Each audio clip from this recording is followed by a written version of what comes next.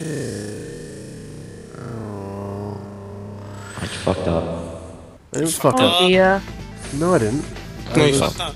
Everything is as it should be. I have a Nokia phone in this drawer. I didn't. Why? How's that relevant? What? Oh, and a PlayStation Magazine demo disc issue 106 with a Cars the video game demo on the disc. Put that in, Spinget. Life is a highway. I don't know. Riding all Jesus night. You can go my way. Ah, fuck it. Cut it. Cut this bullshit. From across all corners of our fair planet Earth, welcome to the Gaming Cult Podcast. Worldwide opinions on obscure and up-to-date gaming talk culture and geekery for today and yesteryear. You love it, my boy. My boy.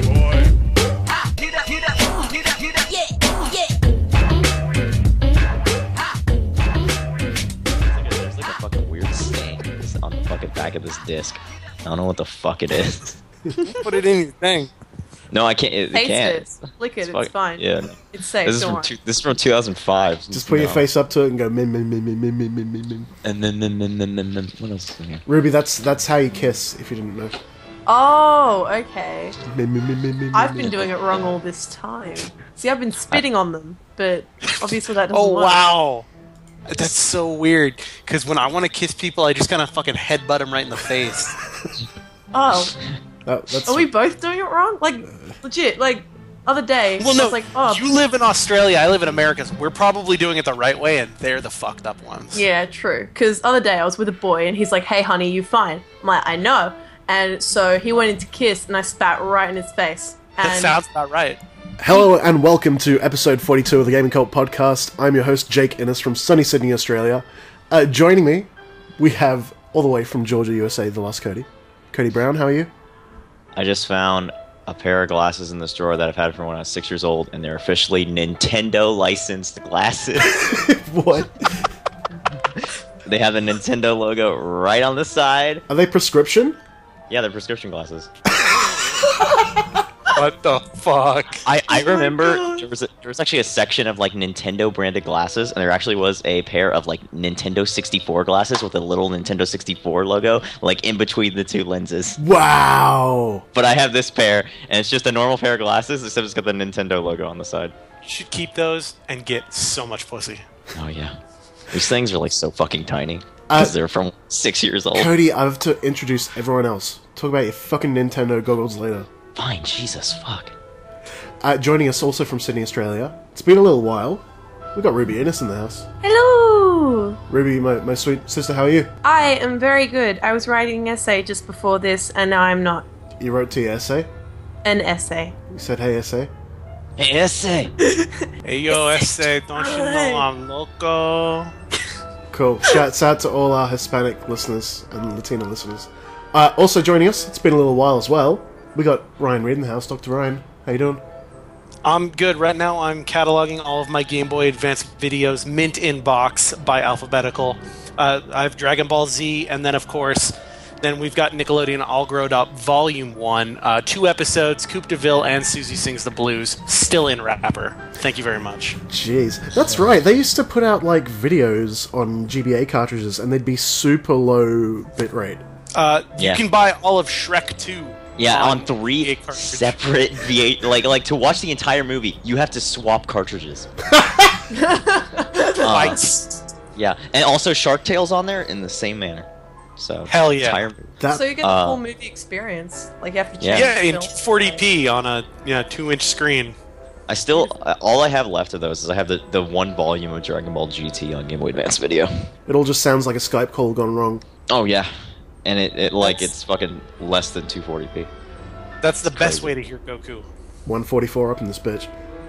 Well, you're thinking, that's not a lot of people, and hey, you're right. That's everyone that's here today. Everyone's a bit busy, or a bit technically impaired, or, yeah. But that's all we got going here for Gaming Cult Podcast today, and you know what? I'm happy. I say okay. I say that's alright. I say more like mentally Okay. impaired. It's episode 42. Hey, Cody. Uh huh. 42. Get it? Add a 0 in there.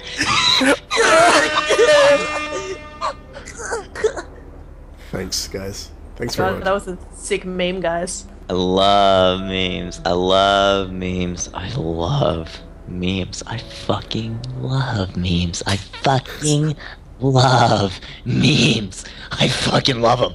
Oh yeah, I do. Alright, settle down. Ruby, do you like memes as well? This is the Game Cult podcast. Yeah. I would happily say I am a avid fan of the memes. You know, the good old momos, the memnamoose. They're something I do partake in. We do parlay. But I wouldn't go as far to say as I love memes, more so than memes are just a very important part of my life. Right, so you respect them. Yeah. Well, that's important. Yeah.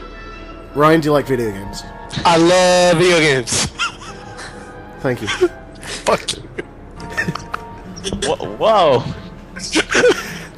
We've got a direction to go in already, because this is the Gaming Cult podcast, and hey, we love those video games, so let's talk about some video games. What do you think? Hey, shush, let me tell you something. There's an airplane flying by my house. It's very loud. 2 hours. Where are you when they built that ladder to heaven? I watched that the other day. Oh, gosh. And have you seen I think it's the documentary for South Park called, like, 6 Days to Air? Yes. That was really interesting. I liked it a lot. Yes, I loved that. That was fantastic. I really need to go back and play the South Park game. I was really... I'm playing that right now. Oh! What? Where are you, Ruby? Where are you? No spoilers. Where are you? What day? I think it's either day 3 or day 4. It's just after you've had the big battle in the school. Okay. Yeah, day 3? Yeah, hey. Yeah. You're in a good spot.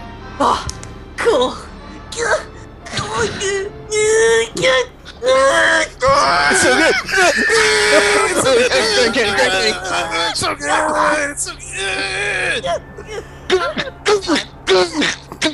It's a good game. So I got a PS4. Oh, tight. Cool. I got that PS4, and... How much was it? Well... $5.99. Yeah, well, Ruby, you work in gaming retail in Australia. You can fill us in on that. Yeah. Well, at my work, it's $5.49, but obviously you can trade stuff in, so it's cheaper. Trading games. Wow. Whoa. Have you ever had a guy walk into your store with what he thought was gold, and you're like, oh, we'll give you like 40 cents, and he just gets fucking pissed? Yep. So many times. And another thing is, like, some people will come in with, like, sealed games, and it doesn't matter. Like, we don't care. It's just a bit of plastic on the game, and it's not significantly important. But like, Ruby, and look. so they'll be like, but it's like brand new. And it's like, yeah, it's from 5 to 4 fucking years ago. Like, But- we don't care. Ruby, you don't understand. This is FIFA 07, okay? Yeah, you fuck. Oh, that's like the best FIFA. When like they had the best kick physics and Yeah, like the leg goes straight up. It's going up until you just hit the face. The leg starts on the ground, and then it comes right up to the face, every time. It's amazing. Like, you'll find that you're kicking the ball goes up, you go up, and you're in orbit. FIFA 07. Thank you. Very welcome. So I got a PS4. Oh. It was the amount of money which Ruby specified. I've been selling a lot of stuff lately, so I sold a bunch of records and bought a PS4. Basically, is what I did. I got that Final Fantasy. what? I got that Metal Gear Solid 5. And I haven't played the last one yet, but I've been playing Final Fantasy XIV: A Realm Reborn, and it's actually good. Oh my god, it's not the fucking monstrosity that the first one was on PC, aka 1.0. And I love this game. Yeah. Final Fantasy. Final Fantasy. Final Fantasy. It makes such a fucking difference when there are no grown-ups on this show. Jesus Christ. You. I'm a doctor. Hey, I contend I am the most grown up. But I went to 8 years of school. but you Yeah, are I Patch just Adams. became an adult. I think I'm allowed to say that. Oh yeah, Ruby, happy birthday! You just turned 18. Yes, Oh, happy thank, birthday, Ruby! thank you. Can we sing the happy birthday song? What's the ruling on that since you're in Australia? Well, it's still heavily copyrighted the third verse, so just make sure that you improvise somewhat. Okay, what's like the Australian version? It was the same. We're a Western country, right? Yeah, in the third verse, you can say whatever the fuck you want. Okay, happy... Everyone sing with me. Fuck, come on. It's Skype. Just, Happy birthday! Now, do I just- cut off now? You just have to sing now, because if we Okay. all sing, nothing will happen. No, but if I cut off, I don't want... The I cat- don't want you- to get sued. The I cat don't wanna get dimension. sued. The cat dimension. No, not the third word, you idiot. The third verse. That's- Happy birthday, Birthday Mike. to you. Happy birthday to Ruby. It's your birthday, and that's a good thing. Have a good day in the past, Ruby. The end.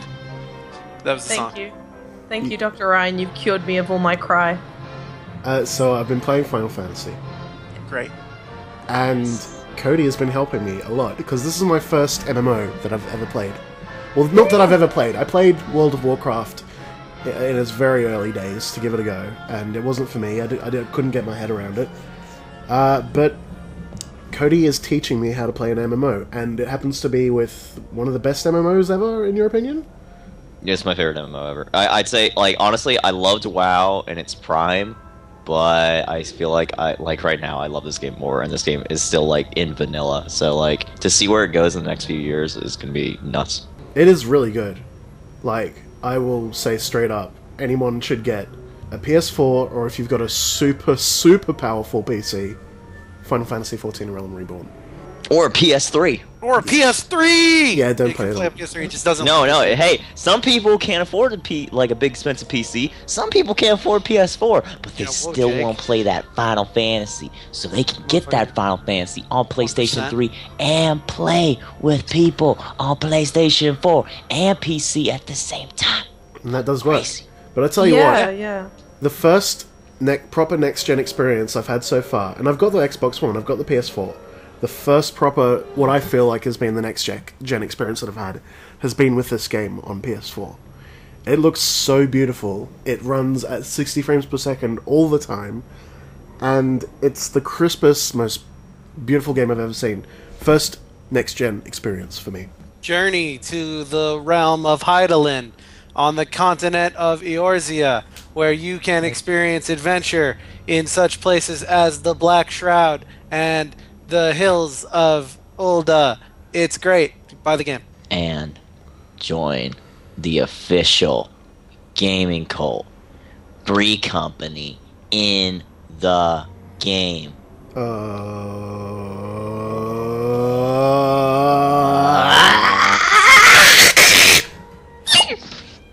See, the thing You is, join- I think I'd just be a little scared to play that game because, you know, going from something like Maple Story to Final Fantasy: A Realm Reborn, I think that would frighten me a little. I'd probably do No, pee I- in my pants. No, I think you'd like. Okay, serious discussion about this game. I think it's probably one of the best MMOs ever made because not only does it look beautiful, it plays easy, and they streamlined everything. It's got a main story. It's got a really good story, but it also kind of guides you through the game, so you're never lost. You always have something next to do. Yeah, but can I get a slime as a pet? Yeah, I have two Oh, slimes. I have a fuck. green slime and I have a purple slime. This Yeah. is Dragon Quest? No, you can get the Dragon Quest Golem if you did the holiday. You They can didn't add the get slimes because slimes would be too obvious. you can get Dragon Quest shit in Final Fantasy. So they had a holiday a couple months back where it was a crossover with Dragon Quest X and Final Fantasy XI. Oh wow. Yeah, and I missed out on that, which sucks. But They have a lot of cool holiday events where you get like special drops and outfits and stuff. We saw like what did we see last night? Hey, we've all just got off playing this game for the last 12 hours. Yeah.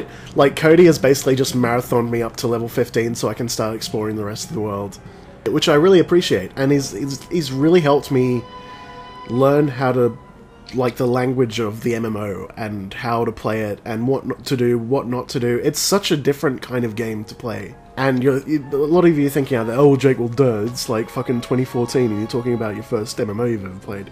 Yeah, I mean, there's a lot of people out there who've never played an MMO, and I just couldn't wrap my brain around how it works. It's such a different language of gaming, I guess is the best way to put it. And learning how to use menu systems and all that kind of thing, and in a live kind of setting. But no, I'm finally getting my head around it, and it is very, very story driven for an MMO. That's probably what surprised me the most. Yeah, they really decided to go for a heavy narrative approach, which is why I dig this game more than the thing is WoW has a story, but man, there's times in WoW where I just skip so much text. I find myself reading everything in Final Fantasy 14 because I care about this world. And it's I'm so into it. Really beautiful as well. Ruby, I know you would love the art direction and art style and everything, and everyone is super cute all the time. Yes! That's the fucking goal, man. Everyone's so ugly in real life, so that'd be great. Ugh. And Ruby, you can be a cat girl. I'm a cat girl. Jake and Cody are both cat girls. My name. No, I am Cody. Weirdos. My name is. No, I'm person. My name is Nozomi Soprano. Thank you. I am Ricky Fitness, a proud human. I am Racist. Cody Brown, but also I have a cat girl named Ray. Here's a joke. Neko Nami. It's like a cat pun. Check me out.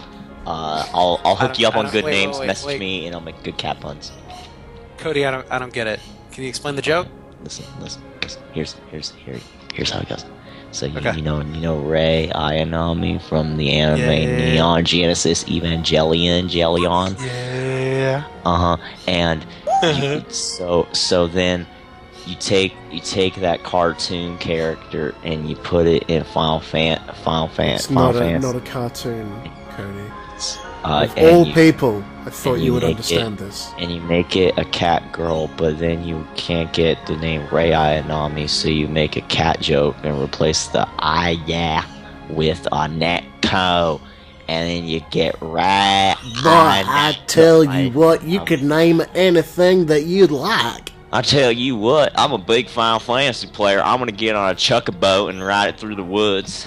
I'll tell you what, I'm a big fan of that Bakemonogatari. Everybody, I watch Bakemonogatari and Nisei Monogatari while I'm waiting in a duty finder for a dungeon each day, I tell you. Hey, I tell you what, if you like that Bakemonogatari and Nisei Monogatari, you can pick that up through our friends at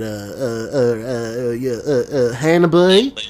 And then you can, I think that there's a series called Neko Monogatari, and I don't know if that's coming out, but that'd be cool. I heard that one is. Oh yeah, I heard about that before. There's also like Koro Monogatari, and then there's some other Monogataris coming out too. There's Bake Monogatari Black. Is that what that one's called, Cody? I don't remember now. I mean, I tell you what, man, it's hard to get the information like that out here. Where were you? They built that ladder to heaven. Did it make you feel like crying, Ruby? Or did you think it was kind of gay? See, I cry a lot, so it wouldn't make my Thank you. Ruby, you like those video games? Oh yeah. And we got to break up this Final Fantasy 14 talk because hey, we're going to talk about it a bit. Can I say one more tidbit about it? Go. Join us on the server Sargatanis and join the Gaming Cult Free Company. I want to post a link to the actual Free Company page on Lodestone on the Final Fantasy website. You can go check it out there. Send us your application and we'll accept you in. If you're a viewer, we'll have you. But yes, the Sargatanis server is the one to go for. It's a US server, and it's called Sargatanis. Sargatanis, look for Cody Brown, Ricky Fitness, or Nozomi Soprano. We can all invite you. We're gonna get a house, and we're gonna fuck in it.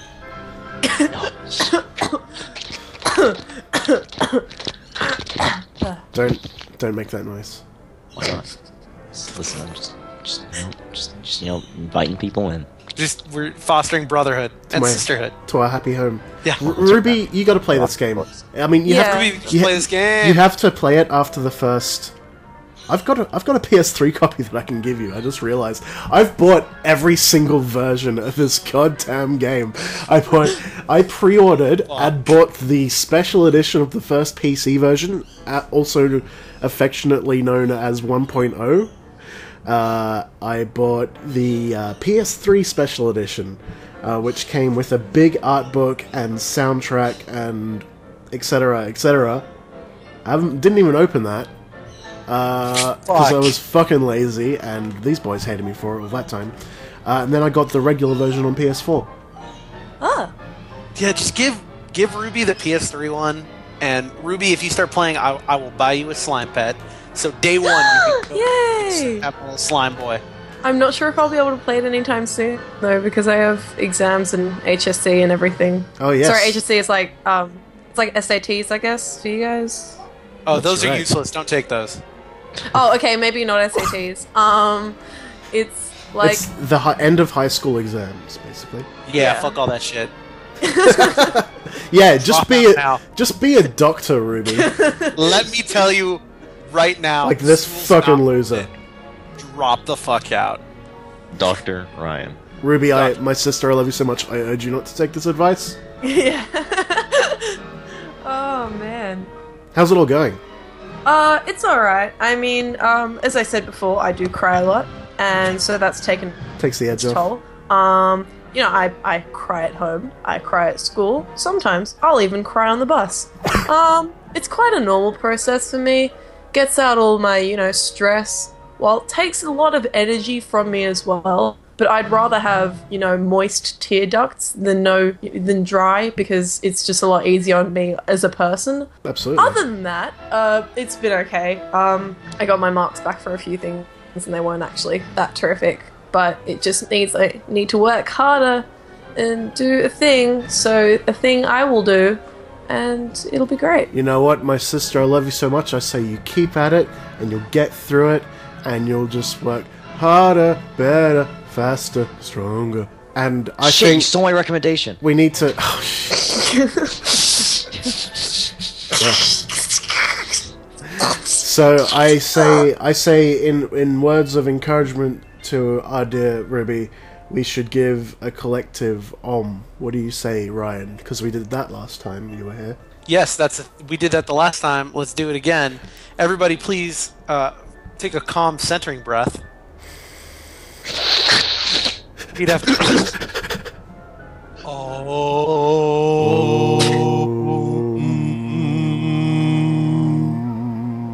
Positive vibes for Ruby. Ruby, how do you feel right now? Do you feel like you have ascended beyond this mortal coil and that you can go through with your exams, my sister? Kind of. I mean, I just read an article that Avril Lavigne fans spent $400 to stand like an arm's length away from her and take a picture, and that's making me feel pretty good. It's really great. Like, before they came in, her security said to them, "Okay, don't touch her and don't be near her." And there's just these photos of them standing right next to her, looking straight into the camera. And she has like a smile, but she's got death in her eyes. It's amazing. That's amazing. Hey, so anytime you feel stressed about school or about your future, just think about those people and then realize, hey, you're better off. You're doing all right. They spent Hey. $400, and that's excluding the concert ticket as well. It's like, oh man, I sure want to go and be right next to my favorite singer, but not make any contact with her at all. Oh, can I look at her? No. Now, was this pre or post Kawhi Avril phase? Oh no, it's post Kawhi. Post Kawhi. Okay. Yeah. She's What got is her head that song? shaved and It's a good Terrible. song. Hey, you know what, Ryan? I don't know if I agree with you. it's like Yes. product Don't. placement. It's great. It's the lyrics are dumb, and I don't like her singing there. But the hook is pretty good, and if they put it in a different song, it'd be a great song. You a bit of a Chad Kroger fan, Ryan? No, fuck that. Come on, don't play jokes. This is how you remind me of what music you like. This is how you make. wise man never made it as a poor man bleeding, and this is how Look at you this photograph. what I win. Fucking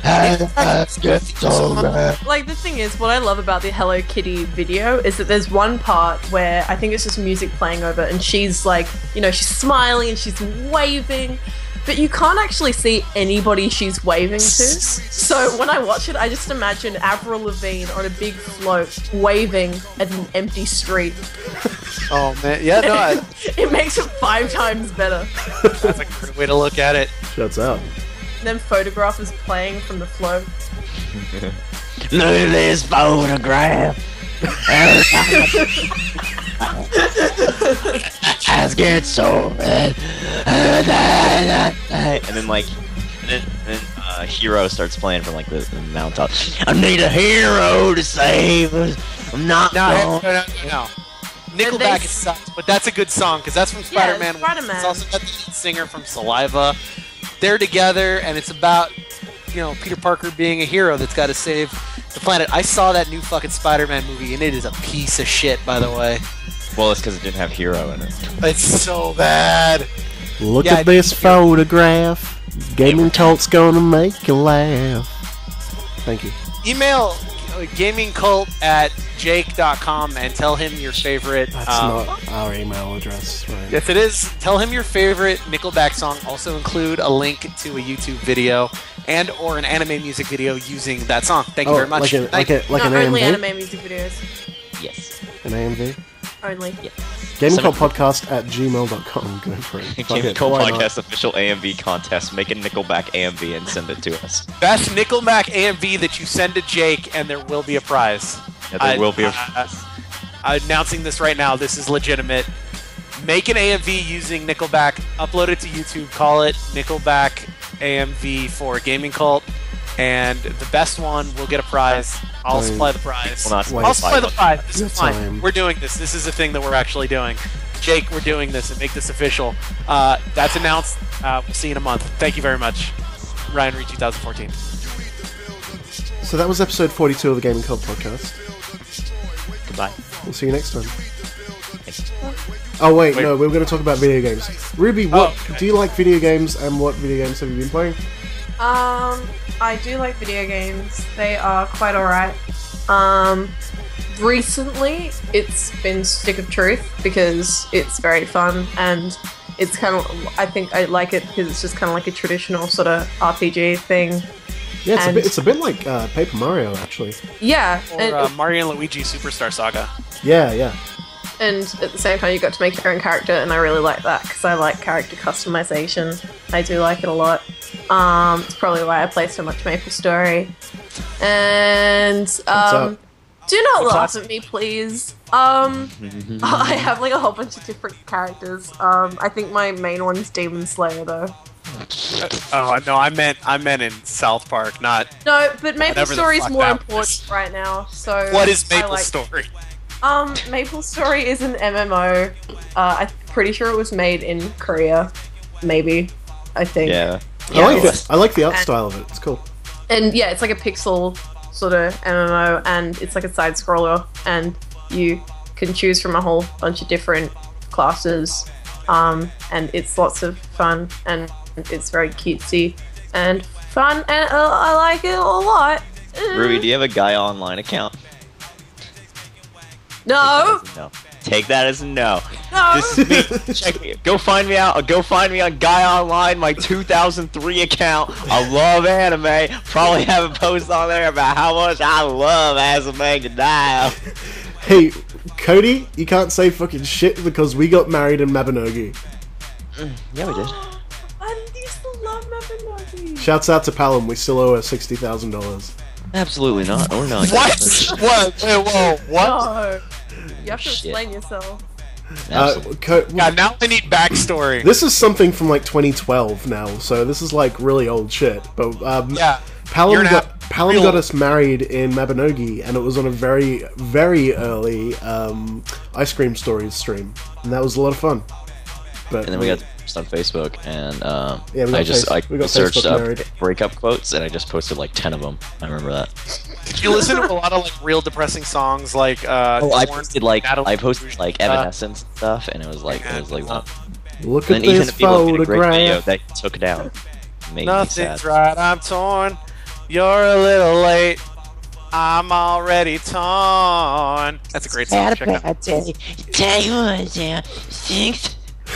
Jesus Christ. Hey, this Hey, podcast. I'm sorry that Garrett and Eric and Brian Nah, fuck. aren't here. Those guys suck. Yeah, Best podcast right here. fuck 'em. You know what? You thought that's all we had? You thought it was just us, like, joking around? I say no. Because we got an interview this episode. Oh, shit. What? Whoa. What? There's a little show that's going on at the moment called My Life as a Video Game. And you know what? It's a really good show. And we interviewed Petros from My Life as a Video Game. Ruby, can you just, like, bring us into that with, like, a song? Uh, How'd it come to this? yeah, I think Cody'd be a lot better than To this me. interview, here it comes from me to you. This is our interview. Go. Thank you. Jake and the Gaming Cult podcast. Joining me is Petros Ioannou from My Life as a Video Game. Petros, how are you? I'm good, how are you? Good, mate, good. You're one of the very few people to have got my name right. Well, you know, Yasu is all I can say to that, basically. Oh, there we go. Yeah. Petros, tell us a little bit about yourself. Tell us a little bit about your show. My show is called My Life as a Video Game. It's a web series on YouTube about a young gamer who's pulled into an alternate reality where video games are real life. And along the way, he meets this fallen princess from a sci-fi space video game world. And along with her and this snarky floating holographic AI, played by my friend Brent Black, also known as Brentalfloss, they kind of fight to try and take back Kara's throne and find a way for Don to go home. To go from video game to video game. I watched the series just very recently, and I have to say I really, really enjoyed it. It felt very genuine. The writing's fantastic.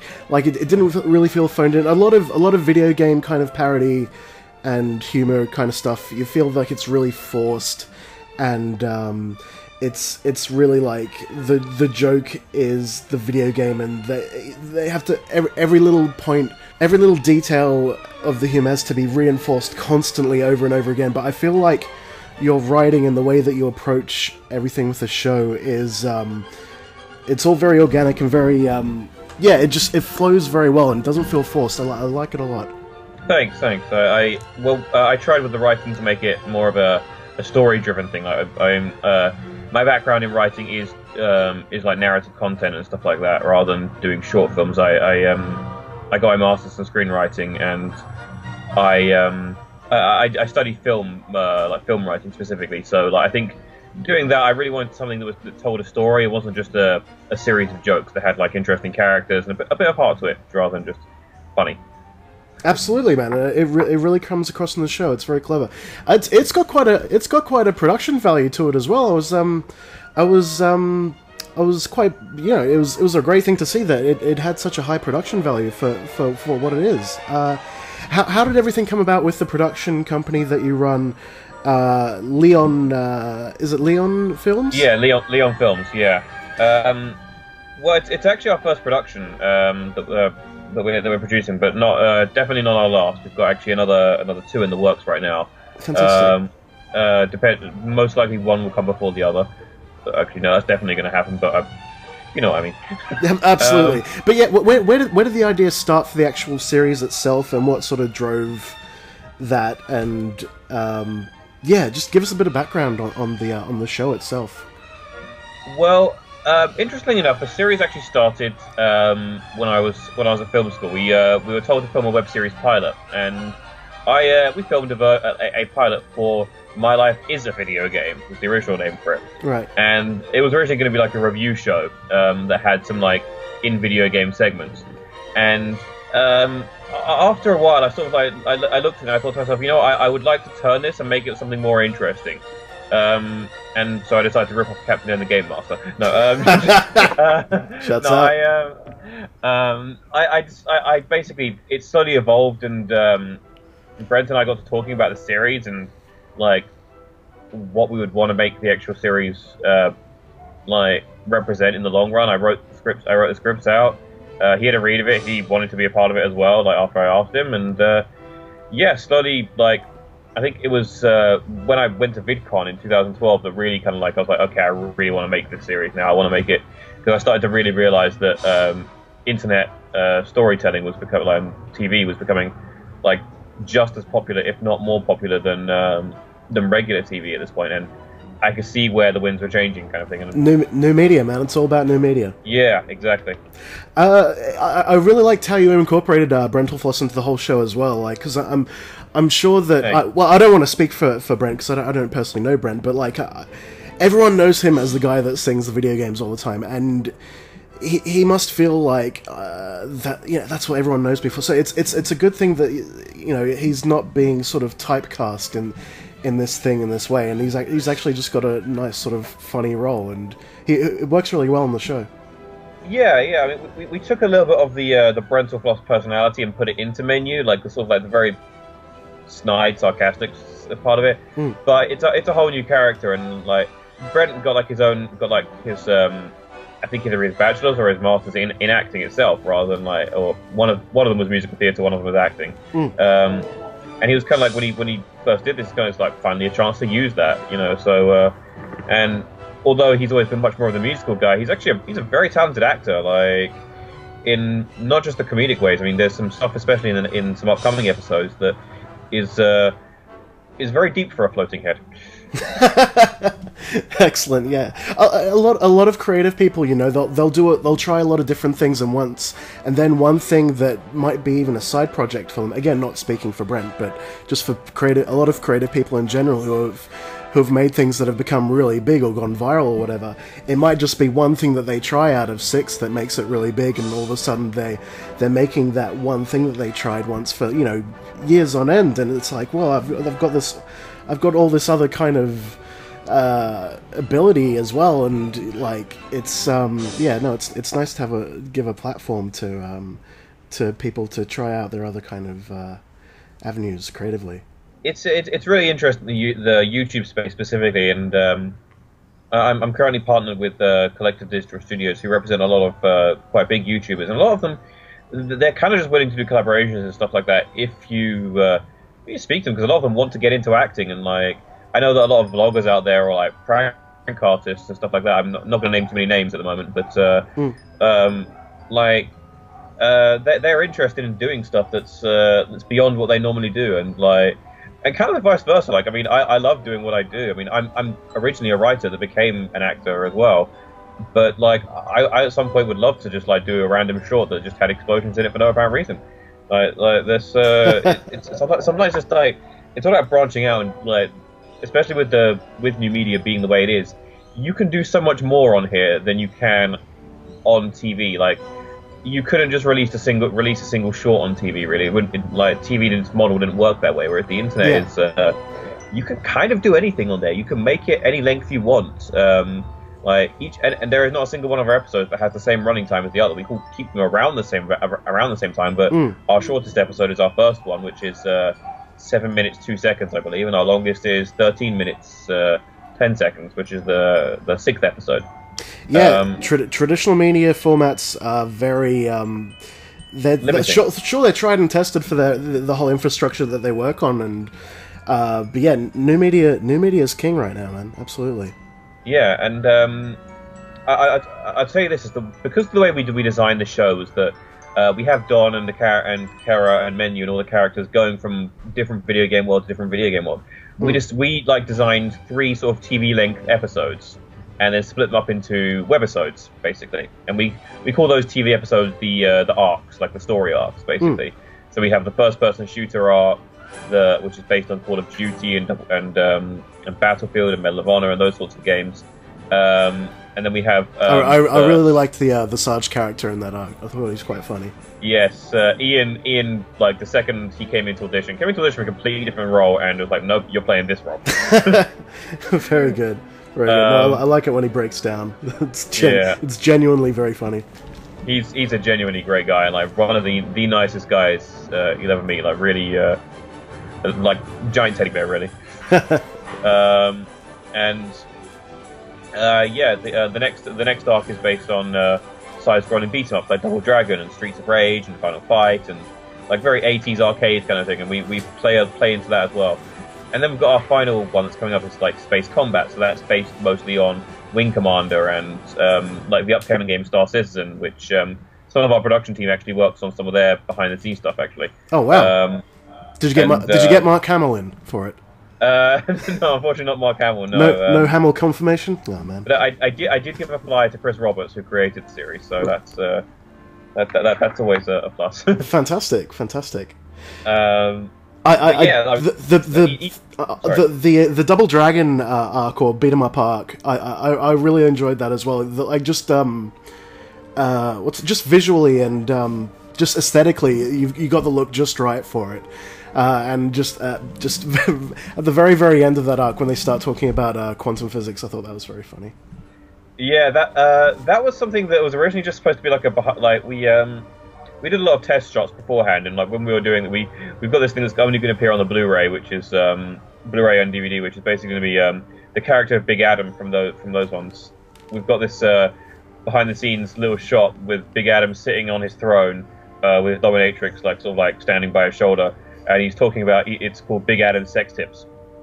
Right. Okay. It's just like we did a lot of little and the quantum physics thing was actually originally meant to be a behind the scenes thing as well for the Blu-ray. But we decided to keep that in as like an post-credit scene, because everyone likes to take something on the credits, and we're waiting for Samuel L. Jackson to pop up. So just like it does in every post-credit scene. Absolutely.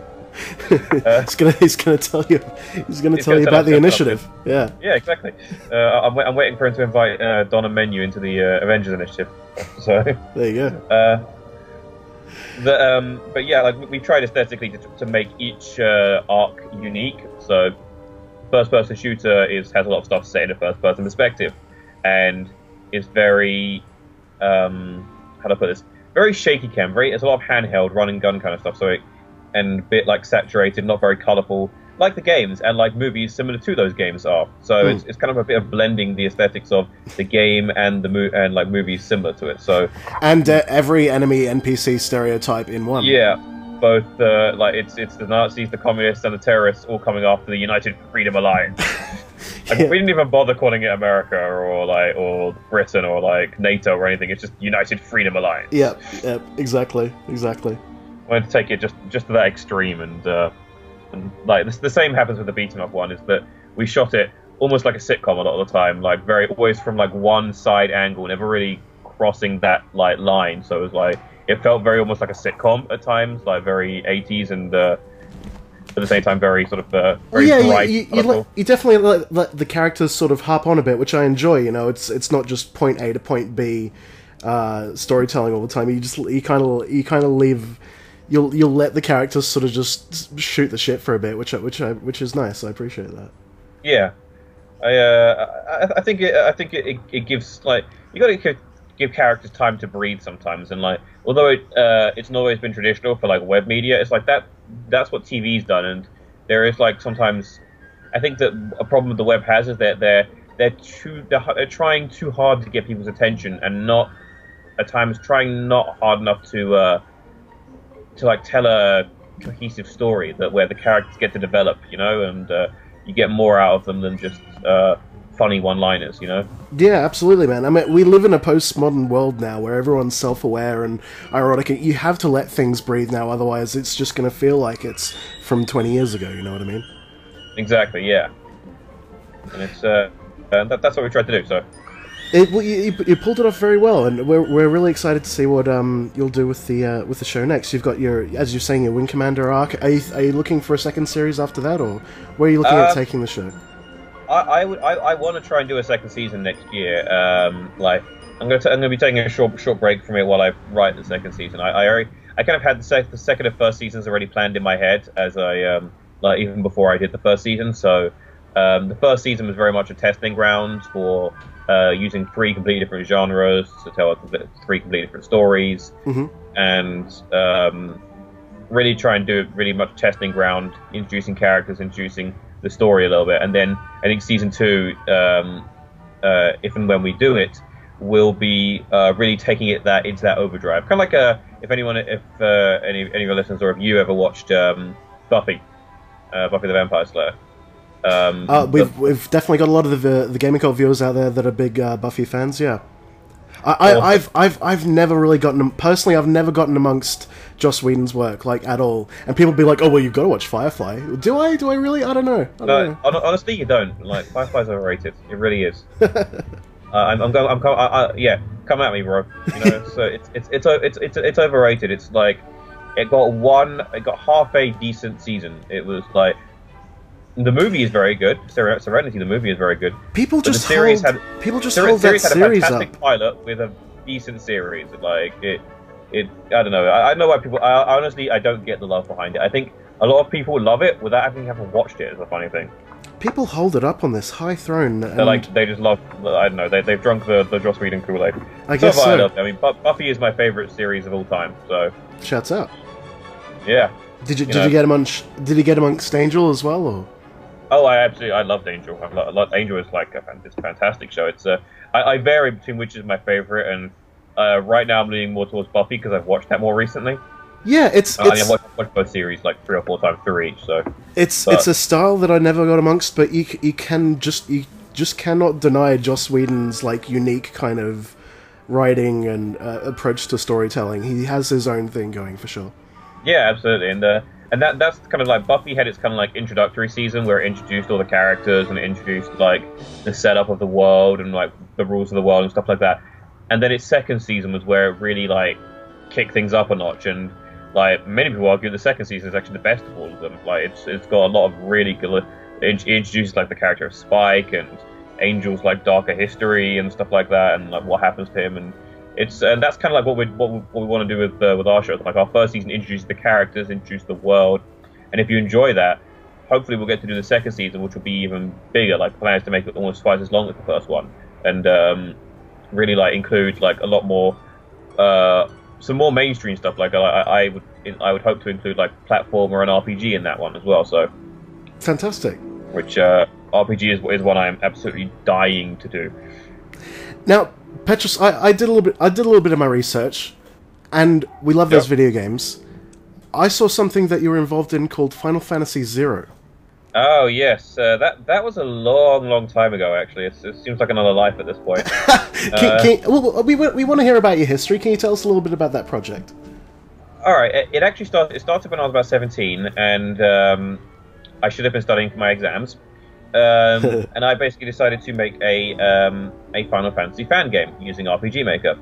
The first demo came out, and I got a lot of feedback on it, and it was like people liked where it was going. It just needed a lot of work because the maps were completely empty, and like the battle system was very basic. And slowly, I developed a lot of I started working on a bit more of it, and like eventually, it kind of culminated in developing a very big, like a much bigger game, and I kind of wanted to tell like a Final Fantasy story that had been that like I don't think had been told in a long time, and not since like the early like 2000s, late 1990s. So it was essentially fan fiction then. Yes, it basically was like it was basically fan fiction that took a lot more effort than writing down the script, and it absolutely it was.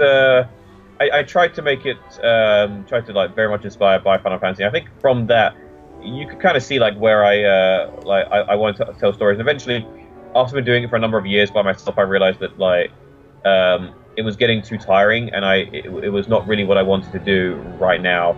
And I was more interested in the writing side of things rather than the actual developing of it. It actually kind of culminated when I met a Square Enix lawyer about it, unfortunately. Did they approach you, or?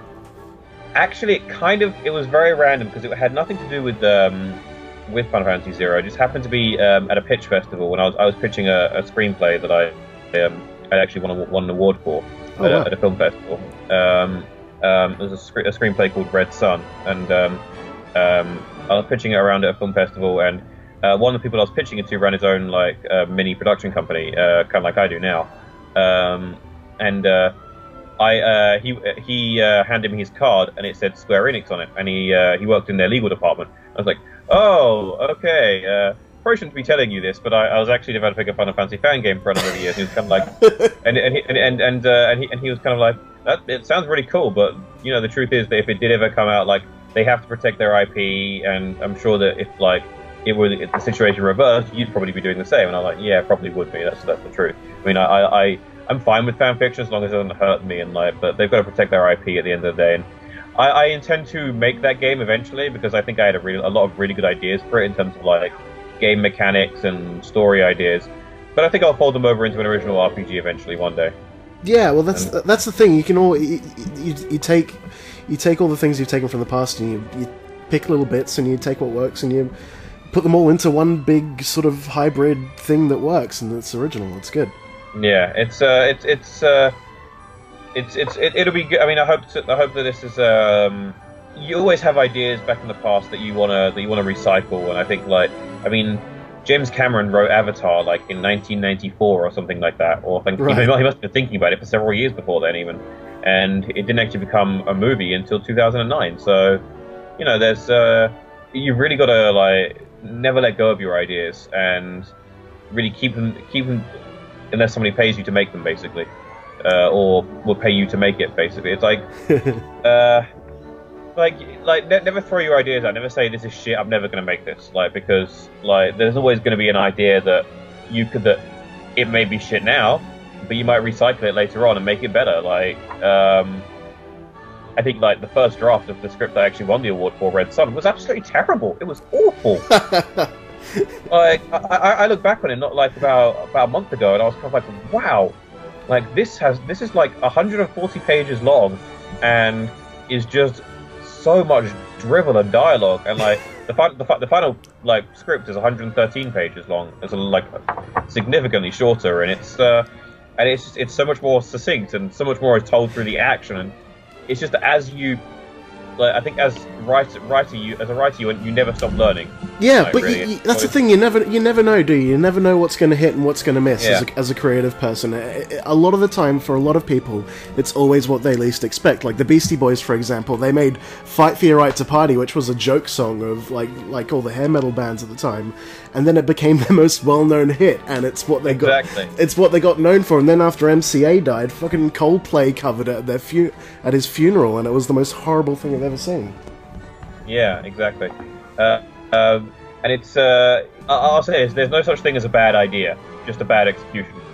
Sure, absolutely. I mean, look at I don't know if you've ever seen the movie Brazil by Terry Gilliam. I've seen most of his other films, but I've never actually seen Brazil, although Fear and Loathing in Las Vegas is my favorite movie of all time. Okay, even take Fear and Loathing in Las Vegas. If somebody had pitched that movie to somebody and pitched it badly and just told you the general idea of it, you'd be laughed out of a studio. Yeah. But the way you execute it is important. Going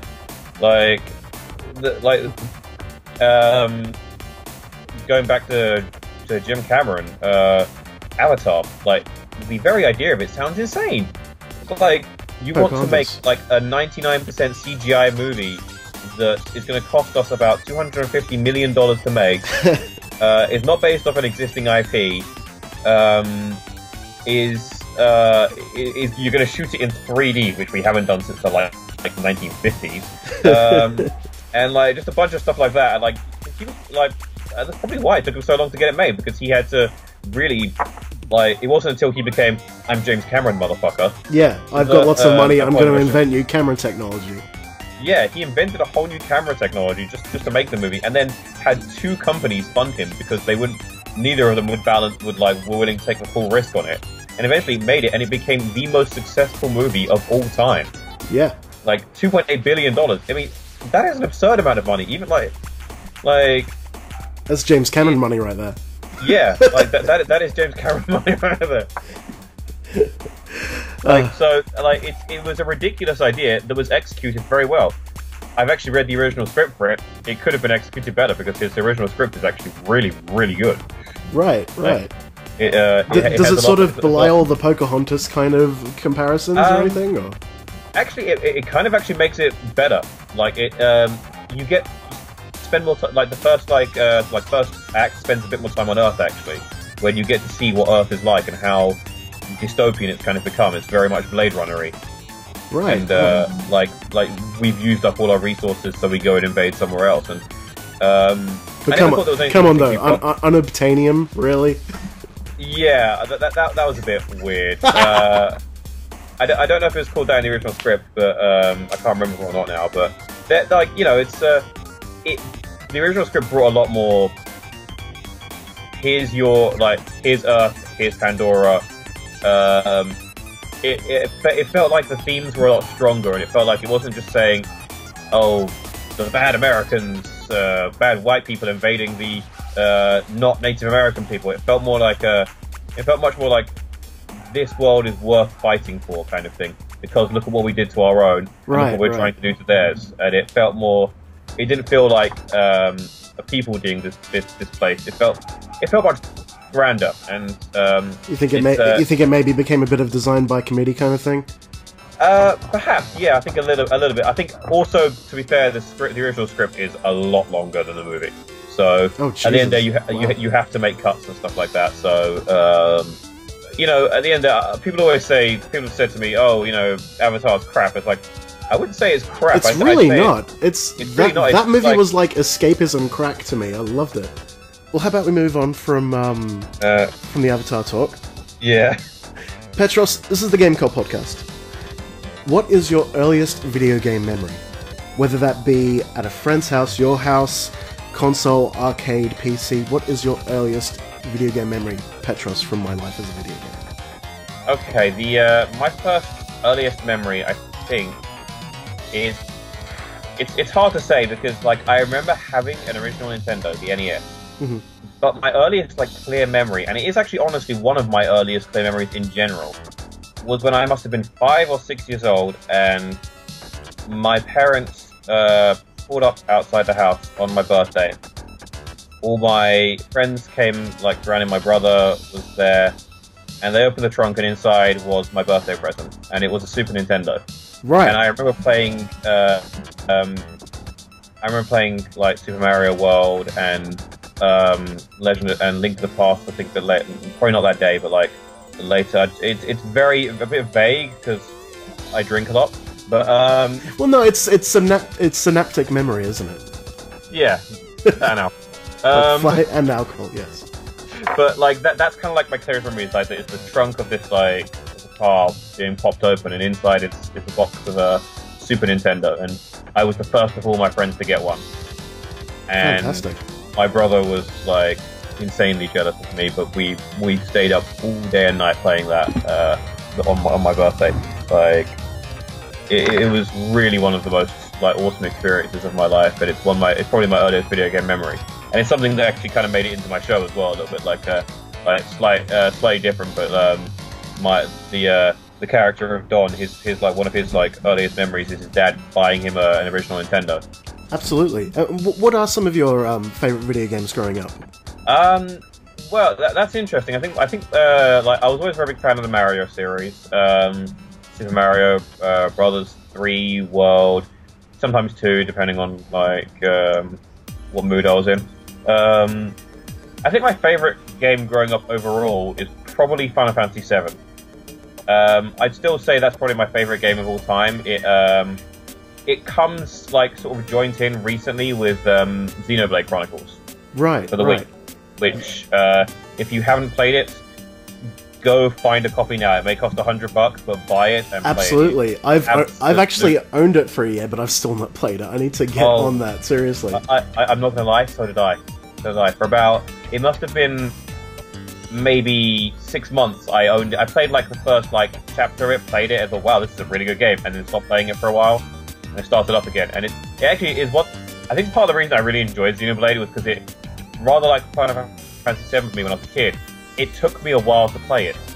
It took me several like months even, like it took me about a year to get through it all, and I just really enjoyed it. Really enjoyed playing it all the way through, and it was such a fun game for me because there is like I think this is going to refer to both Xenoblade and Final Fantasy VII. They both have such really in-depth stories, and like I think Final Fantasy VII I think is part of the reason I became a writer, because I felt like it was such an interesting story and so over the top, but not at the same time. Like it felt like you really understood these characters, and I think that's what maybe really focus on characters in my own writing is that the characters of the Final Fantasy games are so over the top, yet so emotionally relatable. Absolutely, absolutely. Were you of an age enough to be able to like understand all the micromanaging and shit like that? Okay. I don't know if I was, but my brother tried to sell the Ifrit and Shiva materials for 1 gil during our first playthrough. In fact, he did, and yeah, we got to a boss where we just couldn't beat it at all. Like that was the era of games just being unforgivable if you fucked up. You would just reach a brick wall and not be able. I mean, that was the case for a lot of like Sierra games and stuff like that. Like a lot of the King's Quest games and Leisure Suit Larry games. If you forgot one little thing that was maybe a couple of pixels big in one room and you had one opportunity to get it, it would mean that there would be another point in the game that you wouldn't be able to advance past. Yeah, you were talking about Sierra games, and like they could be brutally unforgiving and stuff like that. And I think like Zelda games and stuff like that. A lot of my they were some of my favorite games growing up as well. And yeah, like I'm a player of all games really. So like Resident Evil is one of my favorites. Honestly, I love any kind of game as long as it entertains me. And I think RPGs are my favorite really. Specifically JRPGs, if we're going to go down that route. Unfortunately, a lot of them have gone a bit to the wayside. Like Final Fantasy 13, I think is one of the worst games. Like not from a production standpoint, but it's just a really, really bad game in this series, and I hope they can recover from it. Absolutely. Well, yeah, it's a game that completely divides people right down the center. Like, the game infuriated me, but I also loved. I thought it was one of the best video game soundtracks of all time, and same. I actually was in the minority of liking the whole Crystal World kind of a design aesthetic. But yeah, apart from that, I would get stuck on bosses and never be able to get past them, basically. Yeah, well, I like what I liked about 13 was the visuals and the soundtrack. I thought the story was completely nonsensical, and I thought the leveling up system was just busy work, frankly. And a distraction. Yeah, like a lot of it was just so. Come on, they were like, okay, well, it's logical not to have towns. Yes, but if you don't have any towns, then we're just there's one long corridor fighting battles. I guess it was just a new idea, and they went for it, and I guess it must have. It felt like an incomplete game. That's like, I mean, even if like, I mean, the story itself felt like a first draft, and the game, like the actual like gameplay, felt unpolished, and like they thought, okay, we've been saying this game is going to come out for about 5 years now. Let's get it. Let's just throw it out the door, kind of thing. Yeah, but they kept going with it. They did a 13-2, and they did Lightning Returns. Yeah, I know. They gave it bigger breasts in the third one for some reason. Yeah. Hey, but I actually am looking forward to 15. I'm excited for it. I will always remain. 14. Did you want? Yeah. Well, all right. Here's my story with 14. 1.0. I got the special edition on PC. That game broke my fucking heart. I've never been so disappointed with a game ever in my life. It was just broken. It didn't teach you how to play it, and it was the worst optimized game for a PC I've ever seen in my life. A Realm Reborn's another thing. I've just started playing that on PS4, and I'm really, really enjoying that. Are you playing A Realm Reborn? I played about a month of it when I had a free trial. Unfortunately, I didn't play I haven't played anything else since then because I got really into my show and trying to fix it basically and get it out on time. So it took up a lot of my time. The sad thing about becoming an adult is not being able to play as many video games as you want to. Yeah, kind of sinking hours into MMOs and things like that. Absolutely. Yeah, MMO. Like, I mean, MMOs are like the big one in terms of time sinkers. Like, I mean, I put it this way: I played through Skyrim, didn't like it that much. I played through like a few years ago, but I still sunk 100 hours into it. And I'm currently playing Oblivion through a little bit, and because I never actually got to finish playing through Oblivion, and I actually I prefer it to Skyrim overall. What are some of your favorite games of all time? Is it more along the you're a big fan of fantasy, obviously? Yes, definitely. I love imagination, really. I think okay, my favorite games of all time probably Final Fantasy VII and Xenoblade are like joint number one. With Final Fantasy VII being my favorite nostalgic game, and Xenoblade being my favorite modern game kind of thing. I think Metal Gear Solid is one of my favorites, along like 1, 3, and 4. Just pretend like 2 didn't really happen. That's a topic for hot debate. Yeah, I like where 2 took it in terms of story. I didn't so much like. I just thought overall it was like, yeah. Anyway, I think the original Mario Brothers games, Mario Galaxy is one of my favorite games of all time. Actually, honestly, Oh yeah. the first 3 Resident Evil games I think are like masterpieces, especially the original one. Like just like especially the remake of the original one is even better. That is how you do a remake. Like that is about as perfect a remake as you can For the get GameCube, absolutely. for video games. Like so many remakes, like they just upgrade the graphics or like something, or the sound, and like, or make it HD remasters, which are like interesting. But like Yeah. that remake, not only did it like upgrade the graphics and the sound and the voice acting and everything, it literally changed the map, changed like the gameplay around, and like changed the game itself, and it made it like a much more terrifying game because of it. I want them to remake that game again. It was an amazing looking game for its time as well, like the best looking game for its time. The lighting on it was fantastic. Like, I mean, it had the first real example of atmospheric lighting for me, like, because it really felt like the lighting changed as you moved around. You could see the shadows, and like it was a beautiful, beautiful game. Absolutely. Video game soundtracks. What sort of rates highly for you? Okay, now Get as obscure as you want. This is interesting for me. I love the Final Fantasy series of soundtracks, and I love the Zelda soundtracks. I also love Mass Effect soundtrack as well. That's one I've really enjoyed, and it's one of the few modern ones I really enjoy. Right. A lot of modern games just have very atmospheric music, and it's like, where's the beautiful score? Like, which is why I really try. Kevin, the music composer on My Life's a Video Game, is he's actually worked with Nobuo Uematsu several times now. Oh wow. Who did the music for the Final Fantasy series, for those who don't know. And it's a really kind of like we talked about it. We're kind of like we miss movies and like games that used to have soundtracks. You know, like a lot of movies and stuff, they just have like very like very. It's just like very atmospheric on the level, like repetitive, and it doesn't feel like with like the dubstep farts as well. Yeah, dubstep. Every trailer's got the like everything. Like part of the reason I think, like, I mean, although I hated the movie Man of Steel, the trailer for it was amazing. Because part of it I thought was because of the soundtrack, because the soundtrack had this very John Williams-like feeling to it. Like it had this emotion to it. There was emotion in soundtracks before. Like some movies have I don't like to put music with lyrics too often in my soundtracks, because I feel like they tell you it's like telling you an emotion. It's like okay, we do that kind of in one of our things, but that's for an 80s montage where we're kind of making fun of that. Yeah, we absolutely. have Fred singing a song called My Body Is Ready. Yeah.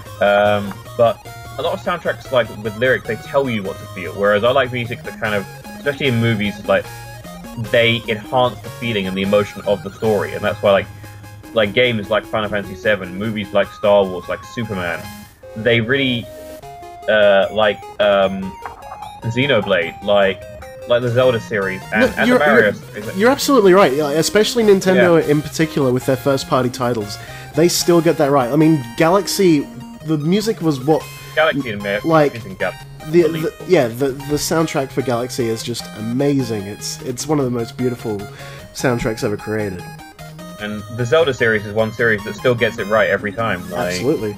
I think like the thing that actually really, like, I don't know if you've played all the way through Skyward Sword. Some people have, some people haven't. No, I haven't. I still haven't played it. I've had it for so long, and it's just been on the pile. You need to play Xenoblade and Skyward Sword. They're my two favorite games at the moment. Yeah, exactly.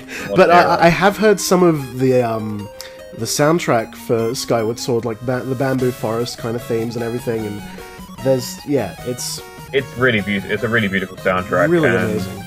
Yeah, and they one of the most interesting thing is that although they don't do the full Ocarina or the Wind Waker or any of like the musical thing, like they kind of have this one thing that's kind of really a bit of a cop out. Honestly, they could have done a lot better with it.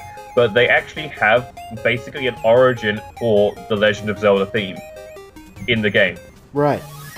It's literally a piece of music in the game that you play. It's called like the Hero's theme or something like that, or Ballad of the Hero or something like that. And it's literally and I found that really interesting. It's kind of like, wow, they actually like. I love the Zelda theme tune. It's like one of my favorite theme tunes ever. I can listen to it all day. Sure. I actually have the 25th anniversary Zelda orchestra track in my car. Oh, absolutely. Yeah. No, I actually, My girlfriend is always changing it out, but I was fortunate enough to see Symphony of the Goddess live here in Sydney at the Opera House just recently, which was. I want to see it, but I still haven't had a chance to yet. Oh, if you can get out to see it, definitely do it because it was beautiful. Well, it's like they don't want me to see it because every time it's on in LA when I'm in London, and when I'm in London, it's on in LA. So you're originally from the UK, right? With, I'm assuming, a Greek Cypriot background or something, right? Yeah, that's correct. Yeah, London originally. But now you've moved to LA. The viewers got to know, what do you prefer? Do you like that LA or do you like that London? I think London is my home, and I think it is my favorite city, really, in the long haul. Like, I could see myself living in London like permanently. I can't see myself living in LA permanently. LA's great, but I like my seasons for starters. Well, hey man, London winters fucking suck most of the time. Yeah, they're not really that snowy. Like honestly, icy and miserable. Yeah, but I kind of like London. It's an old city and it's got a lot of stuff to do there, and it's something about LA. Like there's no public transportation here to speak of. Really, there's a train that goes to downtown, but that's about it. Like it's like there's buses that come once every like hour. It's not the you have to drive basically to get anywhere, and the traffic is horrendous. Which is the exact polar opposite of London. Exactly, it's really easy to get around London, and the same like I think the reason I love New York is because it's basically like another version of London, just like taller, more compressed, and it has some very good friends of mine there, and really good pizza. Oh, absolutely! Shouts out. Yeah. Shouts out NYC. The Grimaldi specifically. There we go. We got a pizza recommendation on the Game Co podcast. Always good. Yes. Petros, to round it out, we talk about a lot of music here on the Game Co podcast. We did that video game music, but let's go album recommendations. Can you give us an album recommendation? Any time period, up into and including the present, any genre. Go for it. All right. Now we get to see who Petros really is. All right. This is where I go uber nerd with my game music, and you found the right person for this for certain. Okay. I would say I'm going to say one from each generation. So obviously not including the most recent one. Oh, and it doesn't have to necessarily be video game music either. Oh, not including video music. Oh, okay. Then it gets really tough. Okay. All right. I'll tell you what. I will do 3 video game, 3 film. Go for it. Let's do it. All right. Film. Superman the movie. Hands down, one of my favorite soundtracks of all time. I think it's John Williams' best music. Okay. And from what I understand, his favorite too. Next, I would include the soundtrack to Gladiator, the movie. Really? I really like that, and I think it's it's got a lot. It's for people who have a modern sensibility to music, that very Hans Zimmer kind of music. It's his type of music, but it still had that very orchestral feel to it, very gallant, very emotionally driving, especially like towards the end of the soundtrack. And last, I'm gonna have to go Back to the Future on this one. Okay. Which I think has a really good soundtrack overall. I like those kind of. I'm a very upbeat kind of music person. Yeah, very 20th century, absolutely. Yeah. And Back to the Future, I think, is just Back to the Future in terms of story structure. By the way, is just one of the perfect movies if you ever want to analyze it. Now, video games.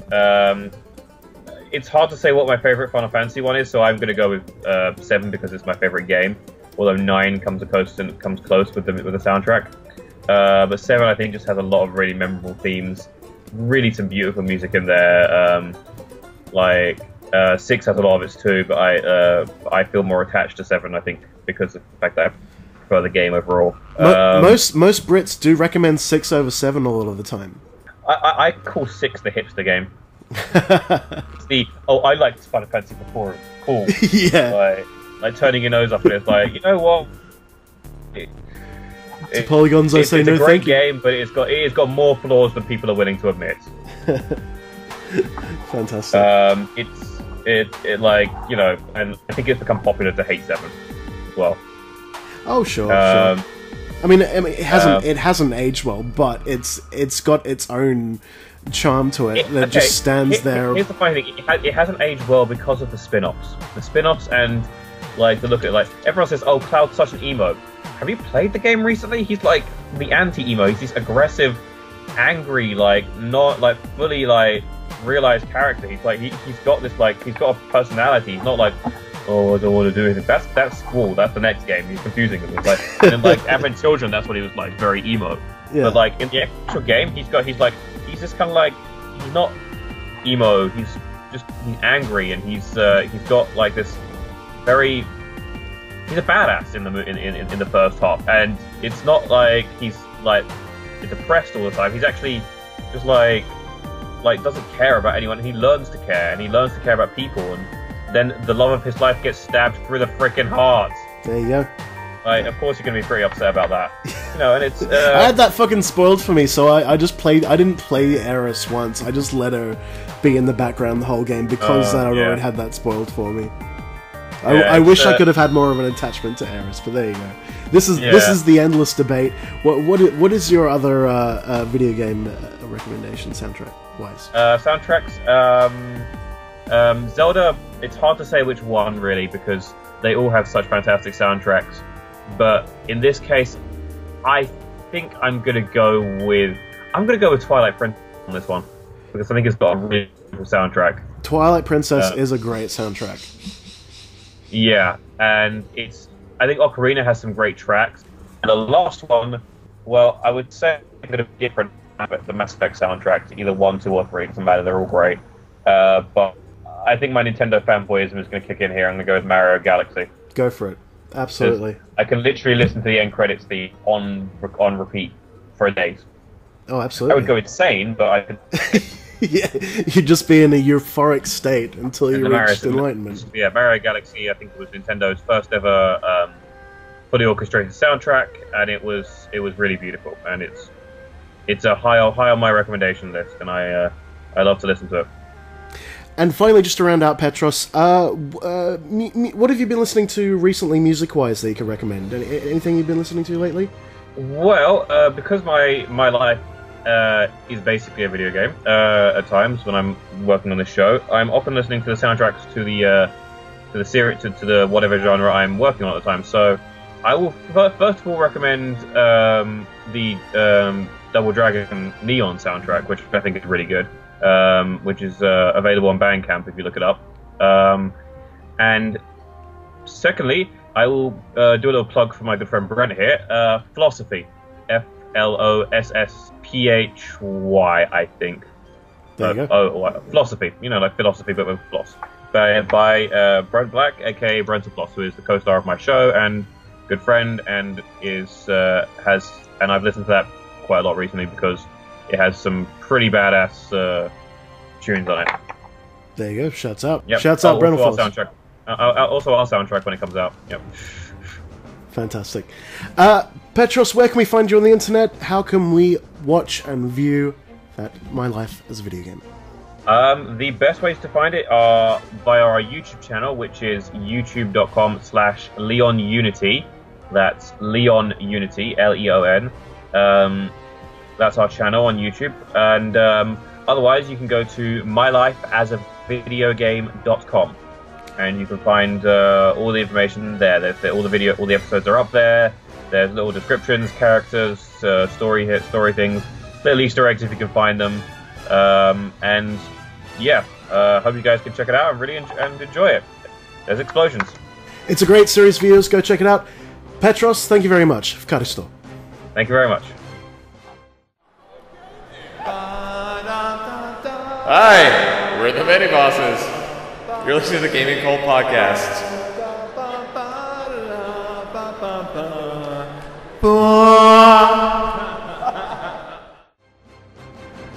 Big shouts out to Petros and everyone from My Life as a Video Game. Go check that out on YouTube. It's a fun series, and it is legitimately good. So go check it out. Now, my boys and my girls. Uh-huh. Last episode, we did Sonic Goes to the Zoo and Does a Kiss. It was real good. And it was really popular. And thank you to all the viewers that showed their love and appreciation for our improvised fanfics. Zach, our sweet boy, is not here today. He is very busy with his You know what he's doing right now? his university. What is he doing? He's got his head through my door right now, and he was just staring at me, smiling. Why? And now he's run off to his room to is do he- his work. Why is he staring? I don't know. That's weird. It could either be because I'm so pretty, or he's so fucking annoying. Like, it's one of the two. Can it And- just be a little of both? Because I'm so annoyingly pretty. Yeah. Hey! Yes! So- Killing it. So what I'm thinking, do we carry on the series of improvised fanfics? Oh, absolutely. I need a title. Ladies and gentlemen, Gaming Cult Podcast brings to Just you... take that again. Ruby, can we count Ryan into that? Because he's fucking up. Okay, what's it from again? 7? From 2. Count him in from 2. Oh, okay. 2! No, I want it from 7. No, can you That's go a to, low can you number. leave me just, Yeah, give me 7. That's way too fucking low of a number, I feel man. like we should go from 7 because I'm counting. Okay, and let's go making from choices. 7. Alright, Okay. fine. 7, 6. We're against 4, just starting at 4. We're not doing 4? that. We're not starting at 4. Okay, Yeah, let's take we from need 7. to Go ahead. Cut the bullshit here. Okay. This is already off the rails. 4. Fuck. Okay, 7, 6, 5, 4, 3, 2, 1. Ladies and gentlemen, Did you say we 3 now- twice? Shit, did I? Fucking. Oh, okay. Can No, we, it's fine. can we I'll play the start tape again. back? Let's play the tape back. Oh, what was that? Ruby, take it from 2. Alright. 2, 1. Ladies and gentlemen, Gaming Cult Podcast now brings to you the Z Warriors and the cast of Happy Days Battle.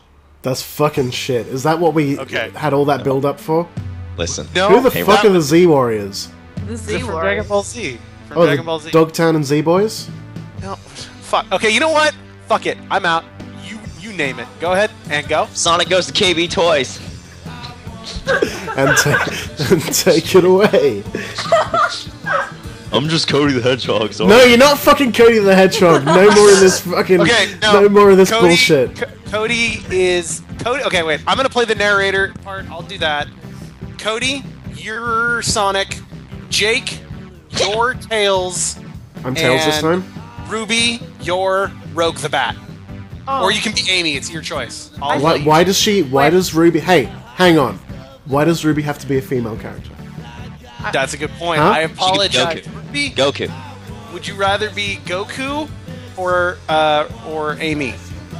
I'd much rather be my OC. Thank you very much. Oh, we so got sorry. I'm What's so our OC? sorry. And What he's OC?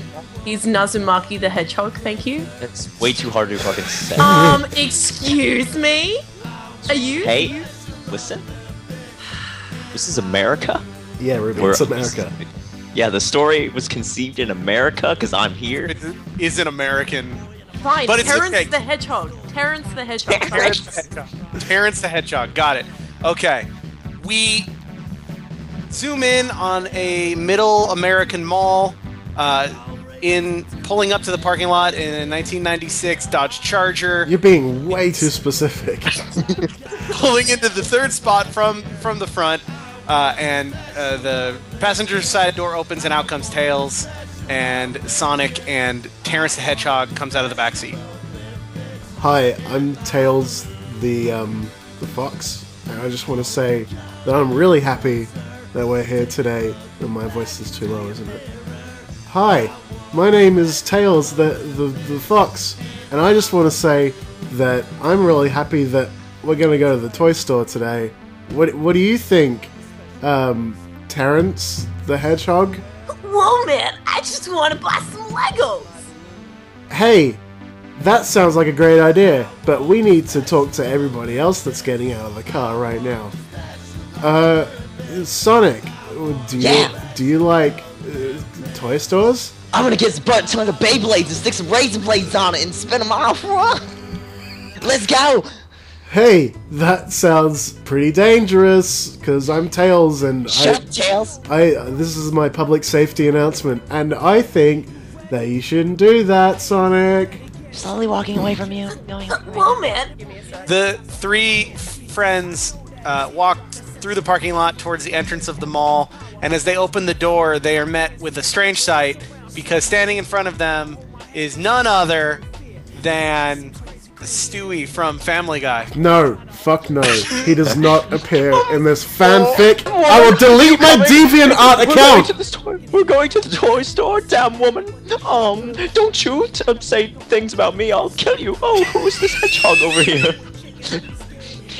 Hey, I'm not a hedgehog, I'm Tails. And I just want to say that I don't know why I have this accent, but I'm excited to buy some toys, and I want to buy G.I. Jane, because I do not approve of the patriarchy.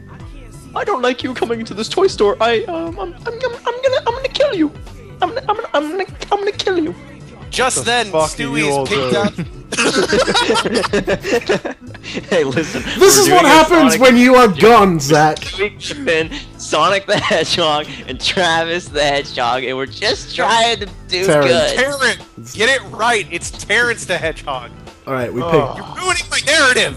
Fuck narrator. We just want it to be a bunch of hedgehogs going to a fucking toy store to KB Toys. Just like the Beyblades. Zach disappeared Okay, again. spoiler. I was going to be the clerk, and I was going to be Maximilian Pegasus from Yu-Gi-Oh!, and I was going to challenge you all to a duel to the Shadow Realm. That was the Yeah, no, I story. was just thinking, wouldn't we need like a cashier or something? Aren't they Yeah. generally toy stores? I had it planned out, but Jake decided I wasn't good enough. It's okay. I'm fine. I'm fine. Let's move on. Go ahead. Zach's left again. Yeah, he left. Great! You guys make it to the store, and when you see behind the counter, it's Maximilian Pegasus! Oh, Yu-Gi boy! Yu-Gi boy, I'll challenge you to a game in the Shadow Realm! I challenge you, Sonic and Knuckles, and Tails. My name's not Sonic. Ruby or Knuckles now. I'm fine with that. You're also Knuckles. Be Knuckles. Go. This is a train wreck. Hello, I'm Knuckles. Let's go find the games. You can only buy a game once you've played a game of Duel Monsters No. against me, and if No, you lose, I'll say... she said Specifically games. Shadow Games. My name... Last woman, don't walk away from me. I cannot let you play a card game in the store because I'm Stewie Griffin. I'm down here to Hello, help. and I must say I love your accent. Ooh, who are you? You long hair. I'm acting like I'm gay because my character it has a funny bit where it's like I might be gay, I might not be. I was really Listen. the same inflection and tone. I think that you and I shall be fast friends. Ooh, yeah, very, very. Listen, I'm Tails the Fox. Is Tails the Fox? Yes. My name is Tails the Fox, and I think that this is a waste of time. Now, Knuckles. Alright. You... No, Yeah, stop this. This is off. over. I'm gonna... This is fucking Okay. over. I'm gonna challenge Knuckles to a shadow game, and if Knuckles wins, he gets a free No, toy. nobody fucking Okay, cares I'm about cool with that. Yu-Gi-Oh! I'm down with that. Okay. Knuckles, you get to choose the shadow game. Oh, I'll ref this match as Stewie Griffin. There we go. This is the worst. I can't think of any games that I'm good at other than finding the Chaos Emeralds. Well, then let's play that game. Find the Chaos Emerald. Go. Rolling around at the speed of As sound. now grading. Places to go. Knuckles and Maximilian Pegasus Find my to the store way for home. a Chaos Emerald. Tails, Knuckles, great idea, and voices out his idea to find a Chaos Emerald right now. I found it. Oh shit! Yeah, I found it the whole time. It was in the dirt. And I found it, and now I'm gonna eat it and gain all the power. Oh no, there was dirt in my store. I'm shamed forever. Maximilian Pegasus runs off, crying and trailing money and Duel Monsters cards as he runs away, leaving Knuckles in charge of the KB Toys and the new owner of the store. And I say that we only sell Lego now. The end. That was That was a fucking mess. that was officially the worst thing we've ever done. No, And I just wanna I never apologize, but I just wanna say I'm sorry, viewers. no. If you cut this out, Jake, I will never speak to you again. This is gonna be not only your highest rated segment. I can't wait till the YouTube video goes up that everyone will make, and the eventual shirt. This will be a shirt, ladies and gentlemen. Look for that on the store. This is gonna define your show for the next 20 years. You can go on Cody's Redbubble. Yeah, go check out Josh Grilly's for the eventual shirt of this show, and also Jake, because Jake will be making the official Gaming Cult podcast shirt of Stewie It'll Griffin. be Stewie Griffin, Maximilian Pegasus, like with arms crossed back to back, saying "Deal with it." And this is Gaming Yeah, Club podcast. and then Knuckles Kid, is no, in the it'll say keep calm and deal with it. Oh yeah, keep calm and deal with it. Gaming Club podcast. and Knuckles is there holding a Lego, and he's got a hat that says KB Toys, because he owns KB Toys now. That it's coming to the store next week, 100% confirmed. I wouldn't lie to you. I'm putting in the order as we speak. There we go. Yep, true. Jake, how would you say this show is going so far? It's going fucking terribly. But hey, you know what? I'm enjoying it. Ryan, Yeah. you need to back off your microphone a little bit. It's a little bit distorted. Sorry. Alright, cool. Well, where the fuck do we go from there? There's usually something. Has anyone here played Super Princess Peach? Because I've been playing it at the moment, and I like it, but at the same time, it's quite... I don't know what it is about it, but I thought it would be a lot better. That game's really fun. I mean, I played it. That game came out like what? 2007. Yeah, that came out a long time. I picked it up when I first got it. I lost it somewhere when I moved to school for med school, but I really love that game because it was a fun platformer. But I really liked the emotion thing. Where Yeah, the emotion thing is really cool. Like, it's hella fun. Do you It's feel hell- like as a woman, Ruby, you can relate to the game mechanic of having your emotions control you? Do you feel like Nintendo really... See, in all honesty, that's what I actually thought about, like, the first time I played it. And I didn't want to get all, social justice on it, because it's, just a fucking game. But, like, at the same time, it was like,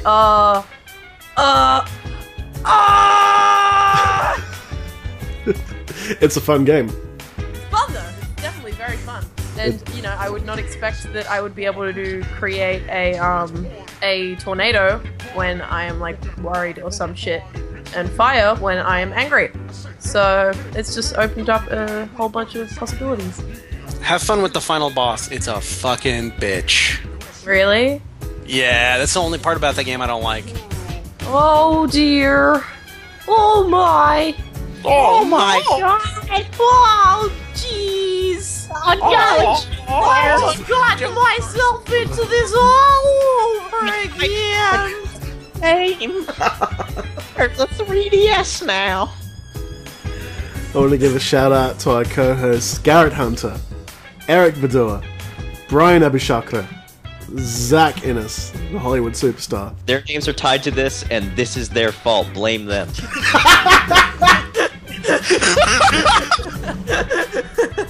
So whenever this episode goes up, I want you to tweet at Garrett Hunter, at Eric Madur, at Debayan, and at Zach Supreme saying, "You fucked up." This just tweet at them saying, "This is your fault. You fucked This up. is all your fault. What have you done?" I'm glad There's this gonna is the be first episode. there's gonna be it's the first one Ruby's been on in ages, and this is gonna be the first one that probably a lot of like My Life as a Video Game fans and Brental Floss fans check out. And Great. hey, welcome to the Gaming Cult podcast. Hey, welcome to the Gaming Cult podcast. It's real good. This is the best episode that's ever aired. Don't listen Yes. to the other one. Just listen to this one over and over again. Hey, you like us? Go hit that subscribe button on that iTunes, and while you're at it, go to our YouTube. Look up Gaming Cult on YouTube and hit that subscribe button. We love you very much. Plug the Facey B also. Facebook.com/GamingCultPodcast, and Twitter @GamingCultCast. Hey, we finally released something really big. What? We launched a record label, my friends. What? Whoa! Yeah, that Cult Tracks. It's out.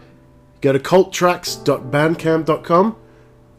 That's CULTTRAX. And check out Gaming Cult Tracks Volume 1. 37 tracks from artists all over the world. Mostly exclusive. And it's free. And if you really like this episode, tattoo all of our names around your butthole, just to show how truly you feel about this episode. Hey, someone do that. Please. Ryan,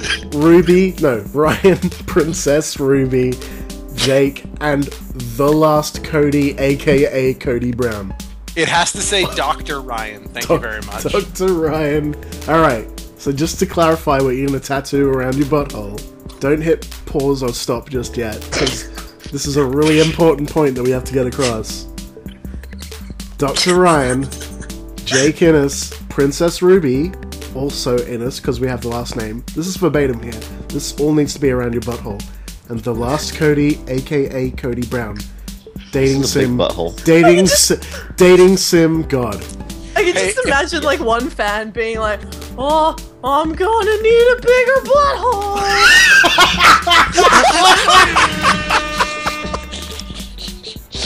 Oh my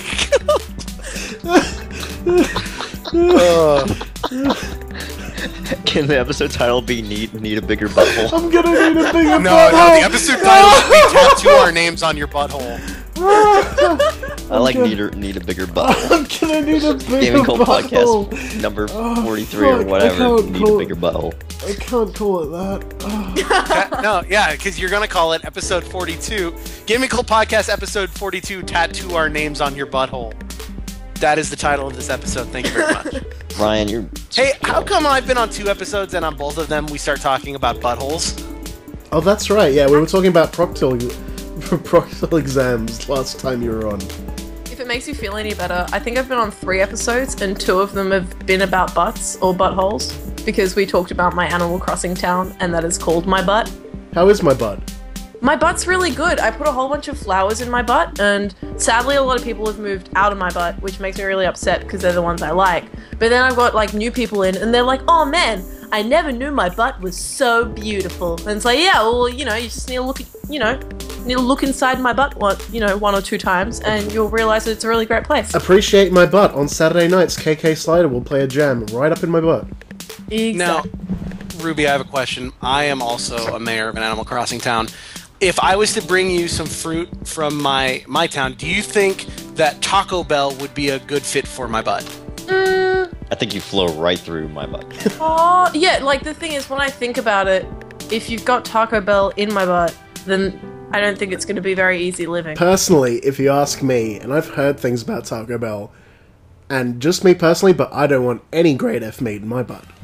Yeah, like... Hey, as the mayor of Taco Bell, I resent that we use grade A meat, and I would love to bring my meat to my butt. You gonna put some Angus up in my butt? Oh, Yeah. shit.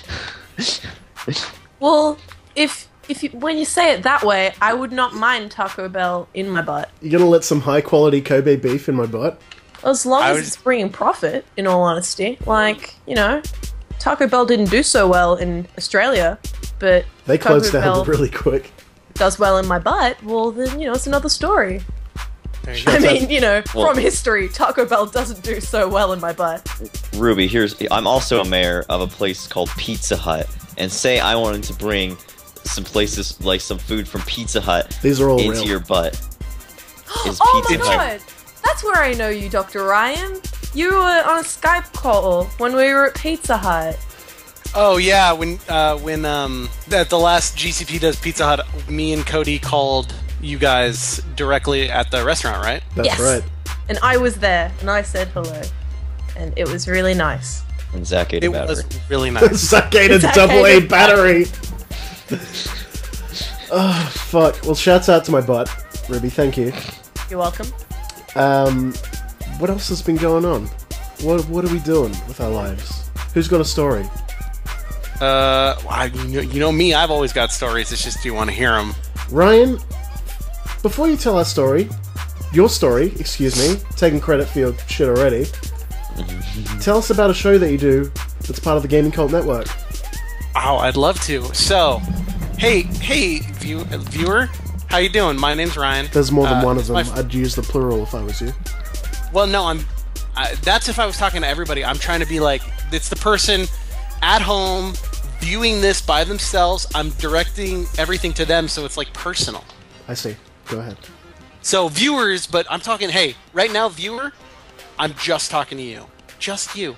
One-on-one. Viewer, if you like video games, and if you like me, and if you are kind of just okay with Cody, you don't have to like him, that's alright.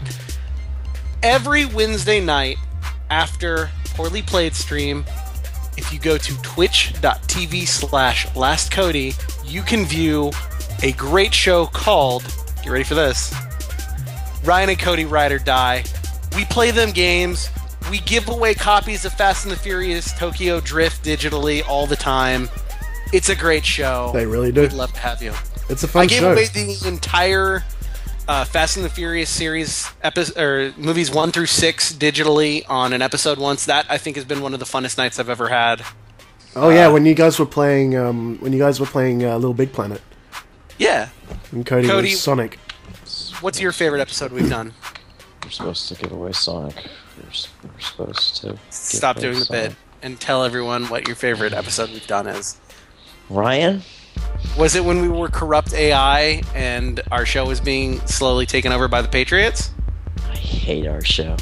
I hate working. Don't stop! Just for once in your life, stop being a bit and just tell everyone about the show. I fucking hate you and the show. This isn't a fucking bit. I'm fucking done. This is a bit. He's Done doing a bit about not doing a bit. Because Cody loves to do bits. He loves bits. He loves bits. You're making me angry. I'm getting real pissy. I'm getting real mad. I'm getting real horny. I can't fucking stand it. I'm gonna fucking, lose it. Our show is a piece of shit. And you know what? I'm gonna be honest here. You're at the core. You're at the core of the bottle. One time we showed an entire episode of Kappa Mikey. It was great. Oh, I love Kappa Mikey. I can never find the first episode though. Can we have a Kappa Mikey discussion? No, we cannot have a fucking Kappa Mikey discussion. Okay, let's explain what Kappa Mikey is. Shouts out to the 90s kids who love that Kappa Mikey. The 90s kids that You're watch having- Kappa Mikey. Kappa Mikey discussion without the older two. The younger two are not going to talk. Go ahead. Okay, so Kappa Mikey is a show about Mikey, an American boy who's just trying to make it up in the world and he can't find anything. He gets a job, and guess what that job is? He's gotta go to Japan and be in an anime. And it's called Lily Moo, and he's gotta play the superhero character, and he does anime things because it's anime by Americans made in Flash, Adobe Flash. and the theme song goes like, hey, hey, look, out in the streets, don't you see the man, he's Kappa Mikey. And it's done by Beat Crusaders, a band that only does English songs but doesn't speak fucking English. Ruby, what's your favorite episode of Kappa Mikey? I remember there was oh shit, I haven't watched Kappa Mikey in ages. Yeah, nobody fucking has. No, it's just because they canned it from Nickelodeon, so I barely got to watch it anymore. And then I tried to download it, and a whole bunch of different episodes were missing. And I tried to find those certain episodes, and you can't find them anywhere. Oh yeah. It's really weird. It was odd. Cody and I found an anime music video of Kappa Mikey mixed up with Breaking the Habit by Linkin Park. Go ahead and check that out. Mikey's Breaking the Habit, it's great. Mikey's Breaking the Habit, YouTube clip of the week. It's a great video.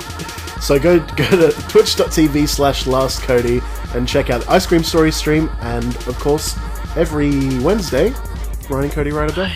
See, I don't remember if it was your stream or not, but I think it might have been the first time I had seen your stream, and it was on Zach's computer, and I walked in, and I think you were in the middle of playing Katawa Shuja.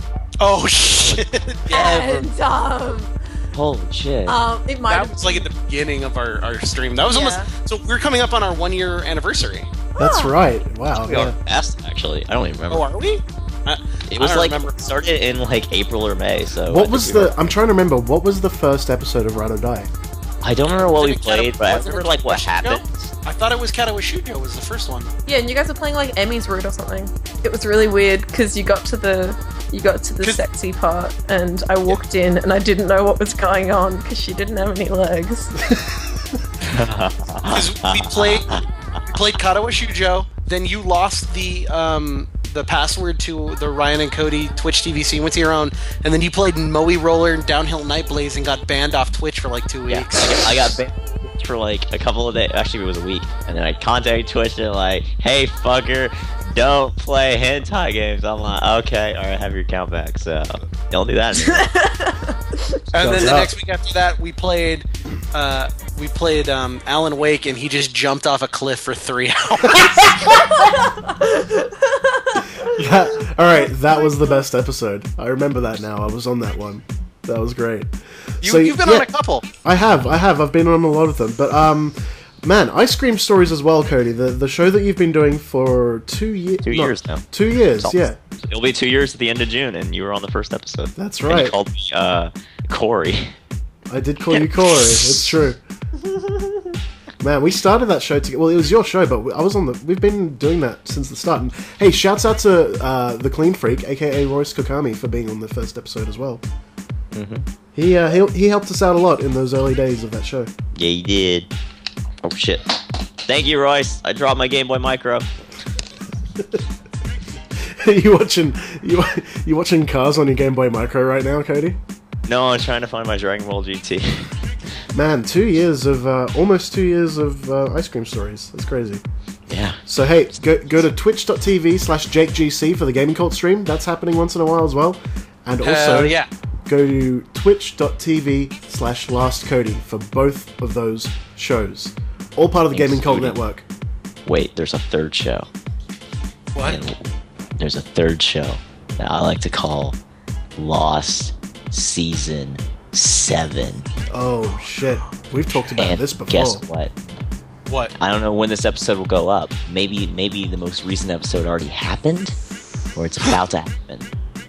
But Well, no, hey, see, it's your future, but it's his past. So you Okay. can still die, but Jake's okay, and he has to watch it play out. yeah. And universes will collide. I hope you're ready. Sorry, I don't know Thank if I'm thinking clearly, but are you streaming Lost? So you know, Lost Season 6 fucking sucks.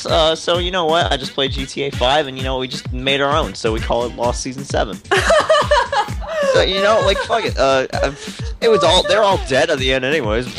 So fuck it. We're just gonna remake the show, make it better. And it's gonna be great. So yeah, we're we're 6 episodes in. So next episode coming soon. I loved the Christmas you give- special. The Christmas special you was give so the- good. Can you give the people at home, Cody, like a quick 60-second, like, what has happened so far in the entirety of the 7th season to, like, catch them up? The canon 7th season, Cody, please. The canon 7th season. Give us, like, the quick, like, previously on. Previously on Lost. James, we have to go back. I don't want to go back. James, we're gonna have to go. Shut up, brother. What do you take, Penny? Desmond, listen. Penny's on the island and held by the Man in Black. Brother, don't do this to me. I'll have to kill you, brother. I don't like that, brother. And then they all fall down a hill for half an hour at the end. James. Okay. Well, There you see, go. wait, you didn't. Santa showed up also. That you was go. the Christmas special. That was the Christmas special. When's the spring Yes. special? Yeah, the better one. Shit. Well, hey, Jake. I'm kind of. I don't want to get real angry on this podcast, so Yeah, I'm this just is gonna my show, so you fucking respect it. Love It's Hina, Spring Special, I'm gonna. I swear to God. superior to the Christmas Shut your mouth. special. Shut your mouth when I talk to you. I'll smack you straight in the mouth. Listen, Christmas special is the fucking best. I don't get how the fuck you don't get it through your fucking head that why? Who gives a fuck about spring? It's fucking Christmas. What do you not like about Fucking Christmas? swimsuits! I thought it would be obvious. I thought you would catch on to this. Get a fucking clue. Wear swimsuits anytime, any fucking time. Bro, Christmas comes once a year. Once a fucking year. You don't fucking get it. You don't get how special fucking Christmas is. You fucking uneducated fuck. I don't fucking get it. I'm fucking done with you. Anime is for nerds. Listen, I agree with Ruby. listen. Can we just agree? Ruby, do you like Kesha music? No, just I don't fucking. love Kesha. We need to get. We need to. Hell yeah! Let's talk about this. Is now you guys got to talk about your bullshit. Now it's Kesha time. But look- What's your This is favorite great. Kesha song? Have you heard "Last Goodbye"? No, which It's one's a that? really good song. It's a really good song. It's not like her other ones because it's less poppy, and it's still got pop, most definitely. It's still Kesha, but what's so great about it is that it's not quite Kesha, and she actually sings, and it's really nice. I can't believe it's not Kesha. My favorite Kesha song is "Die Young" because I really like the beat, I like the hook, and I like the message of that song, which is you gotta yeah. live for the moment, and you Yeah. gotta live, you know. You know, there's an acoustic version of that, and it's really good. Oh no way! I'll have to check that out. Yeah, deconstructed. It's nice. These guys aren't That's joking. cool. They really. What do did you love think Kesha. when Kesha? So now that she's just Kesha Rose and she She's doesn't Kesha have Rose the, now, the yeah. alt- Yeah. yeah. Like, do you think this is a better approach? Like, she's trying to be less like, whoa, I'm crazy and wacky. Now she's just like down to earth, and it was, See, she got I out think from that. I think it's really good progress because, like, the thing is, it was her company, it was her music company that was making her make all that music and like the sort of electronic puppy stuff. So now there's her being real, and it's really cool because, like, she sends a good message, and she just. But before she was all like, I like to party, and now she's just trying to live a life. The Vein And Boys I to like party. that. I like both sides. I like the party side. I like the she's. Cody, stop. You got to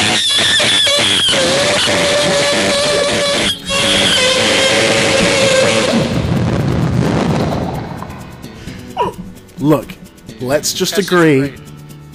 Let's just agree that Love Hina again is the best out of all three. You guys are doing a dumb bit. We're talking about cool We're talking things, real Kesha. talk. We're talking hey. things we actually like. You fucking dumber fucking fucks. We're talking about something that fucking matters. You fucking retards. Holy Okay, shit. there's a line in the sand, and on one line of the sand, it's cool people talking about good music, and on the other side, it's fucking nerds talking about dumb bullshit. And you, the viewers at home, it's time to pick a side. Hey, Love Hina is fucking life, okay? Yeah, I but think you don't Kesha- get how, let's talk like, about the Love Hina news. has affected,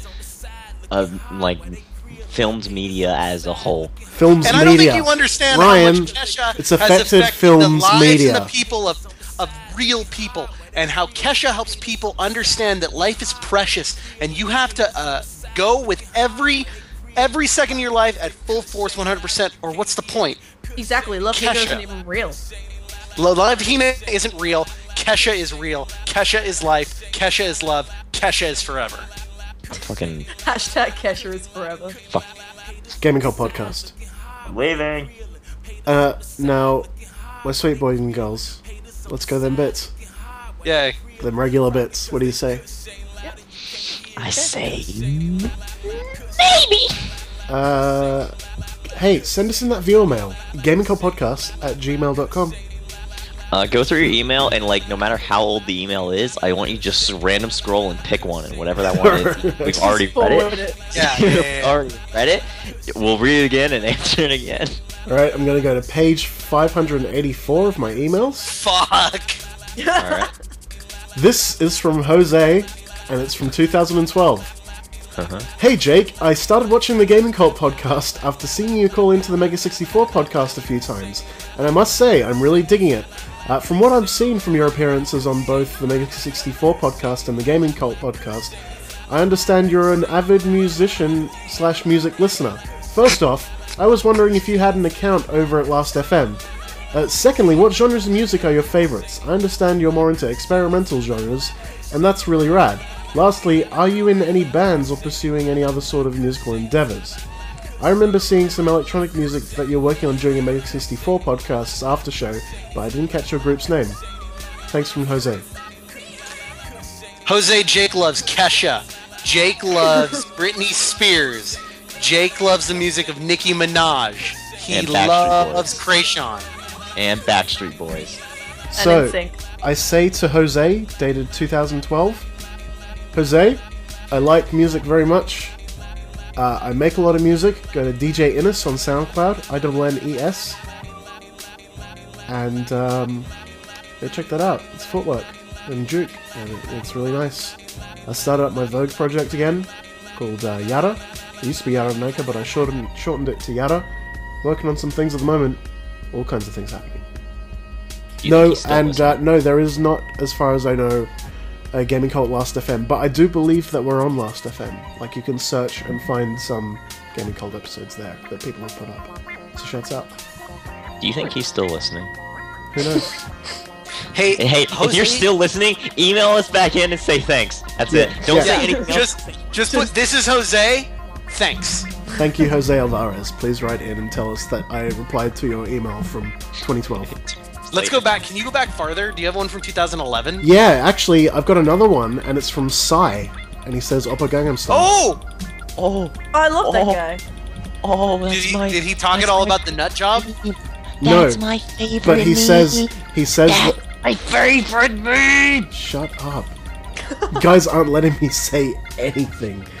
Jesus Christ. This is not Ryan Cody Ride or Die. It is. This is a sample. Sai wrote to me, and he blessed me in the name of Mother, Father, Gentlemen. Pokemon stuff. Alright, Cody's let's get this Cody's over and having done a with. seizure. Hey, that's Cody's not having a funny. seizure. That's not funny because I actually have epilepsy, so it's only funny if I say it. So I'm gonna repeat you. Cody's having a seizure. Okay, it's funny What? now. Wait, well, okay, now you tell me. My mom used to have epilepsy until she had it fixed with surgery. Do I get to make that joke? Your mum gets to make that joke. Oh, out. shit. Shouts out to your mum. Shouts out my She mom. is so funny. She's jumping out of an airplane in New York right now. Are you serious? Yeah, it was my parents' 30th wedding anniversary, and they like skydiving. So for That is our anniversary, hardcore. they decided to fly from Oregon to Boston and New York, and they're jumping out of airplanes and singing the Book of Mormon. I love you, Mom and Dad. Happy 30th anniversary. Shouts out. Oh yeah. Let's go to these bits already. Oh. God damn it. It's Album recommendations. Classic album recommendations from the past, up until including the present, any genre. Let's go. Ruby, it's been too long. Let's hear your album recommendation, my friend. My friend, my sister, I love you so much. Kesha TikTok single. Thank you. Thank you. A current, up-to-date 2014 recommendation from Ruby there. Thank Yep. you. That's my favorite album, personally. TikTok. Yeah, I know. I love it. See, it's the single, so it's got TikTok, and then probably a remix, and then another song that nobody actually listens to. Shouts out. Performance art. Ryan. Now, Well- wait, hang on. Who's gonna do this fucking bit first? Should I ask Cody Wait. first? Are you fucking like spoiling the bit? No, I'm Hey. I'm gonna edit this out. I just wanted to know if I should ask Cody or Ryan first. As I, How do you know about our bit? You told me you're gonna do a fucking bit, Ryan. When did I say that? You Last sent night. me the playlist, Cody. Anyway, Shit. I'll ask. Well, here's should the I? thing. Hang on, I'm editing this out. Should I ask Ryan or Cody first? No, I was gonna say. Here's the thing. I was originally so the original bit was that you're gonna ask me and then him. But now I want to make the bit more Kesha. No, right. absolutely Yeah, not. good, Absolutely not. Okay, Jake, ask me. Cut it now. This is where the cut ends. Now ask me my album recommendation. Yeah, ask him and then. No, okay. Still edit this out. Ask him and then when I'm supposed to say the This other is one, fucking dumb I'll as fucking thing. shut up. I'll say Kesha and then Cody, you get real mad that I betrayed you. Okay. Okay, so give it a second and then come back and ask Cody. All right. Cody, what is your album recommendation? 2 years ago, we recommended an album, classic album, called Pokemon to be a master. That's true. Today, I'm here to give you the sequel, and probably better. Wow. Yu-Gi-Oh! Music to duel by. You got such tracks as No Matter What, Jesus in Christ. this together, no matter No what. matter what. Let's be friends forever. We were closer Matter. than brothers. But now we gotta fight each other. And we trust our fate to the heart of the Fuck's cause. sake. No matter what, and then you got the Maximilian Pegasus rap. It's the best. It's so good. Wait, hold on. Hey Ryan. Hey Ryan. Yeah. Are you going face up or face down? Attack or defend. Face up, face down. Attack or defend. face down. And then you got such classic tracks as Your Move. It's your move and there's no backing down. Your move. It's the cause and challenge. I'm gonna title this episode 42, Ryan and Cody Rudin the Show. I think that's a very good title. Well, Jake, this is what I say to you. It's time to duel.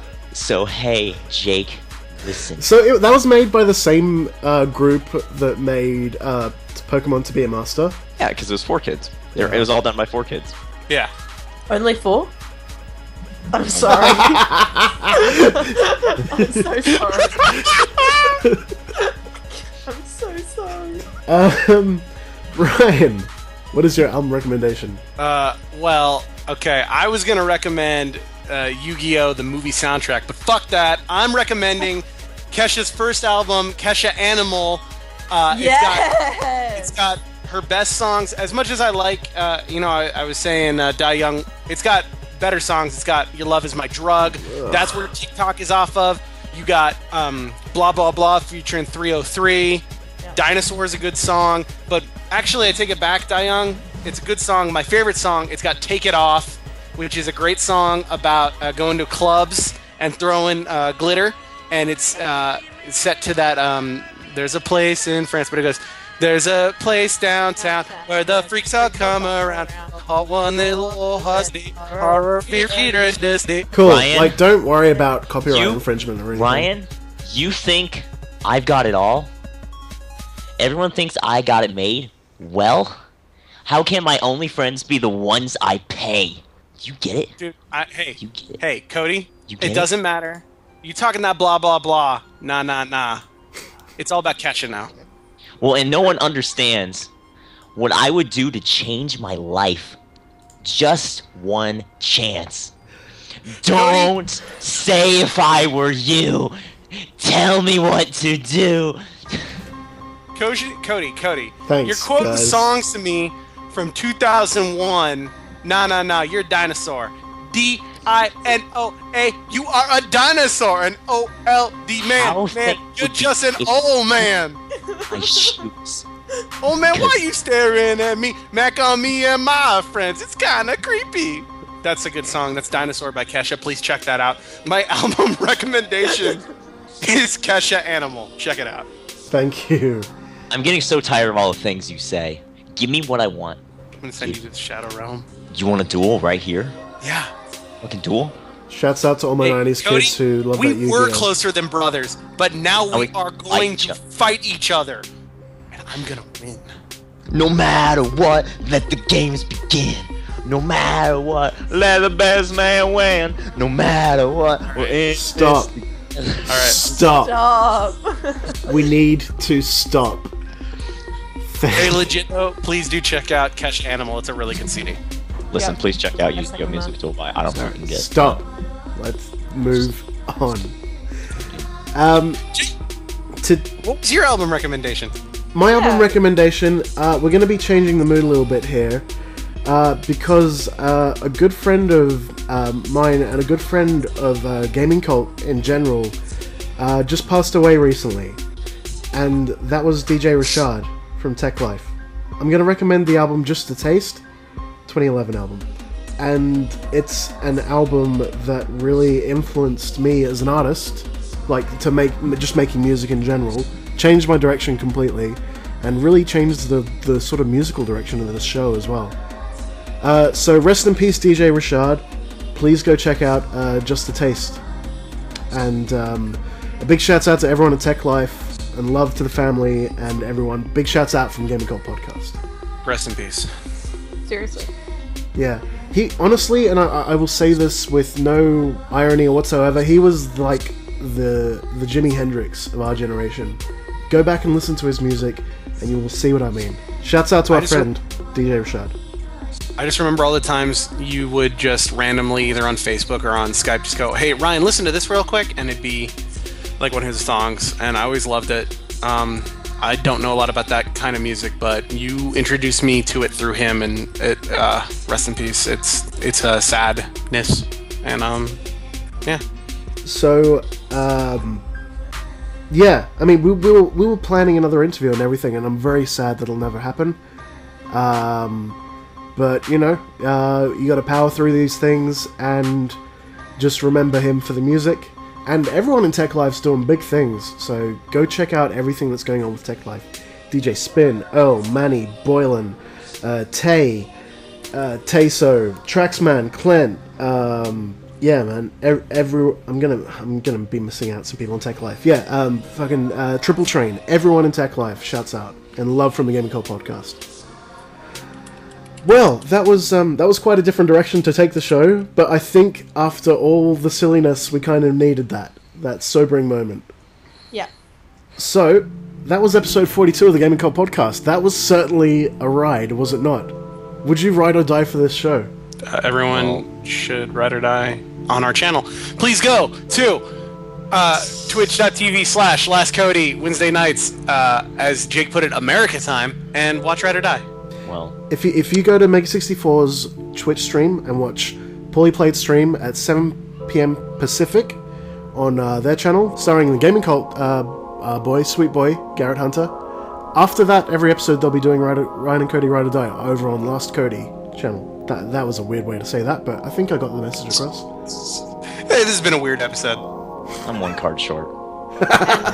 I'm gonna self-promote myself. Yes, plug your Tumblr, please. Yes, if you would like to see some funny, cool junk from me, Ruby, as well as pictures of my annoyingly pretty face, go to ruby.tumblr.com. So that's RUBEE.tumblr.com. I'm gonna follow you. There's a lot of you'll find a lot of good, nice pics of dogs there. Yeah, I post a lot of dogs because they're really great, and it's very mixed, but at the same time I try to post as much video game related content as possible, but everyone sucks and doesn't post it, so it's like, whatever, you guys can go suck on your butt, so... I can't believe I'm Ruby, I just followed you! Yay! And hey, go subscribe to us on YouTube, Gaming Cult Podcast. Gaming Cult on YouTube, we've been uploading the episodes lately. We've got the Gaming Cult stream, which happens at twitch.tv/JakeGC. So that's two little accounts to follow there, Last Cody and Jake GC, for the official Gaming Cult stream. And we've been putting those up on YouTube as well. So shouts out to us. I'm going to give a self-congratulatory shouts out. This has been episode 42 of the Gaming Cult Podcast. Write to us, gamingcultpodcast@gmail.com. Facebook.com/GamingCultPodcast, Twitter @GamingCultCast. Any final words before we go out on a DJ Rashad track to play tribute to our brother? Yeah.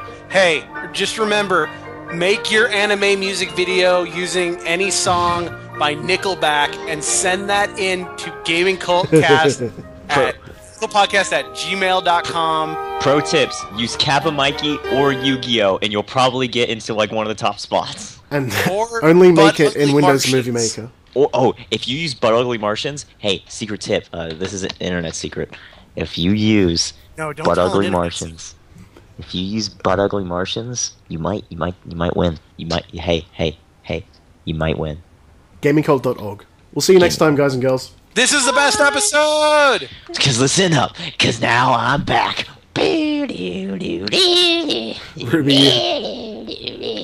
Ruby, you have the last word. No, Shit. man. Shit. Yeah, add two, DJ Rashad, yeah, kick it off, kick it off, what, kick it off, kick it off, what, kick it off, kick it off, what, kick it off, what, kick it off, what, they say my flow so ridiculous. Yeah, man, before I get in this, you and your crew better move or your niggas finna lose them. You gotta mention this N-I-G-G-A. I bought all the time like the NBA. Real recognize real and you can't relate. DJs run it back like a damn replay, like a damn replay, like a damn replay. Scratch that, run it back like a damn relay. Race, wait, let me slow it down. Pace myself on the track of the cash on the chase. But I lap them when I'm rapping, never slack, so what happened in the past? As a matter of fact, they be acting. These cats is whip with too fast, so we jack them. I be in a cold state of mind. Illinois, the state of mind. No other place I'm calling home. And yes, I rep to the day I die. Why watch me while I work? Watch your girl, cause I might flirt. Don't be surprised to find that she give me a shot like she my nurse. I'm from the go when I go in the zone. When I feel so cold, it's best you chill. I beg your pardon, just starving artists who want a meal. I'm back to immaculate Mac. I'm attacking the track when I'm rapping this track. When I'm spitting this facts and I get what you like, so I get what you like. So what's fucking with that? Back. I guess you wonder where I've been. I search to find the love within. I guess you wonder where I've been. I search to find the love within. I guess you wonder where I've been. I search to find the love within. I came back to let you know. Ghetto text running shit. Ghetto text running shit. Ghetto text running shit. Ghetto text running shit. Ghetto text running shit. I guess you wonder where I've been. I search to find the love within. I came back to let you know.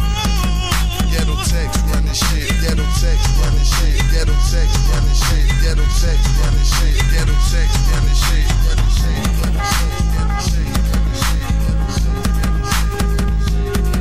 Ghetto text running shit. Ghetto text running shit. Ghetto text running shit. Ghetto text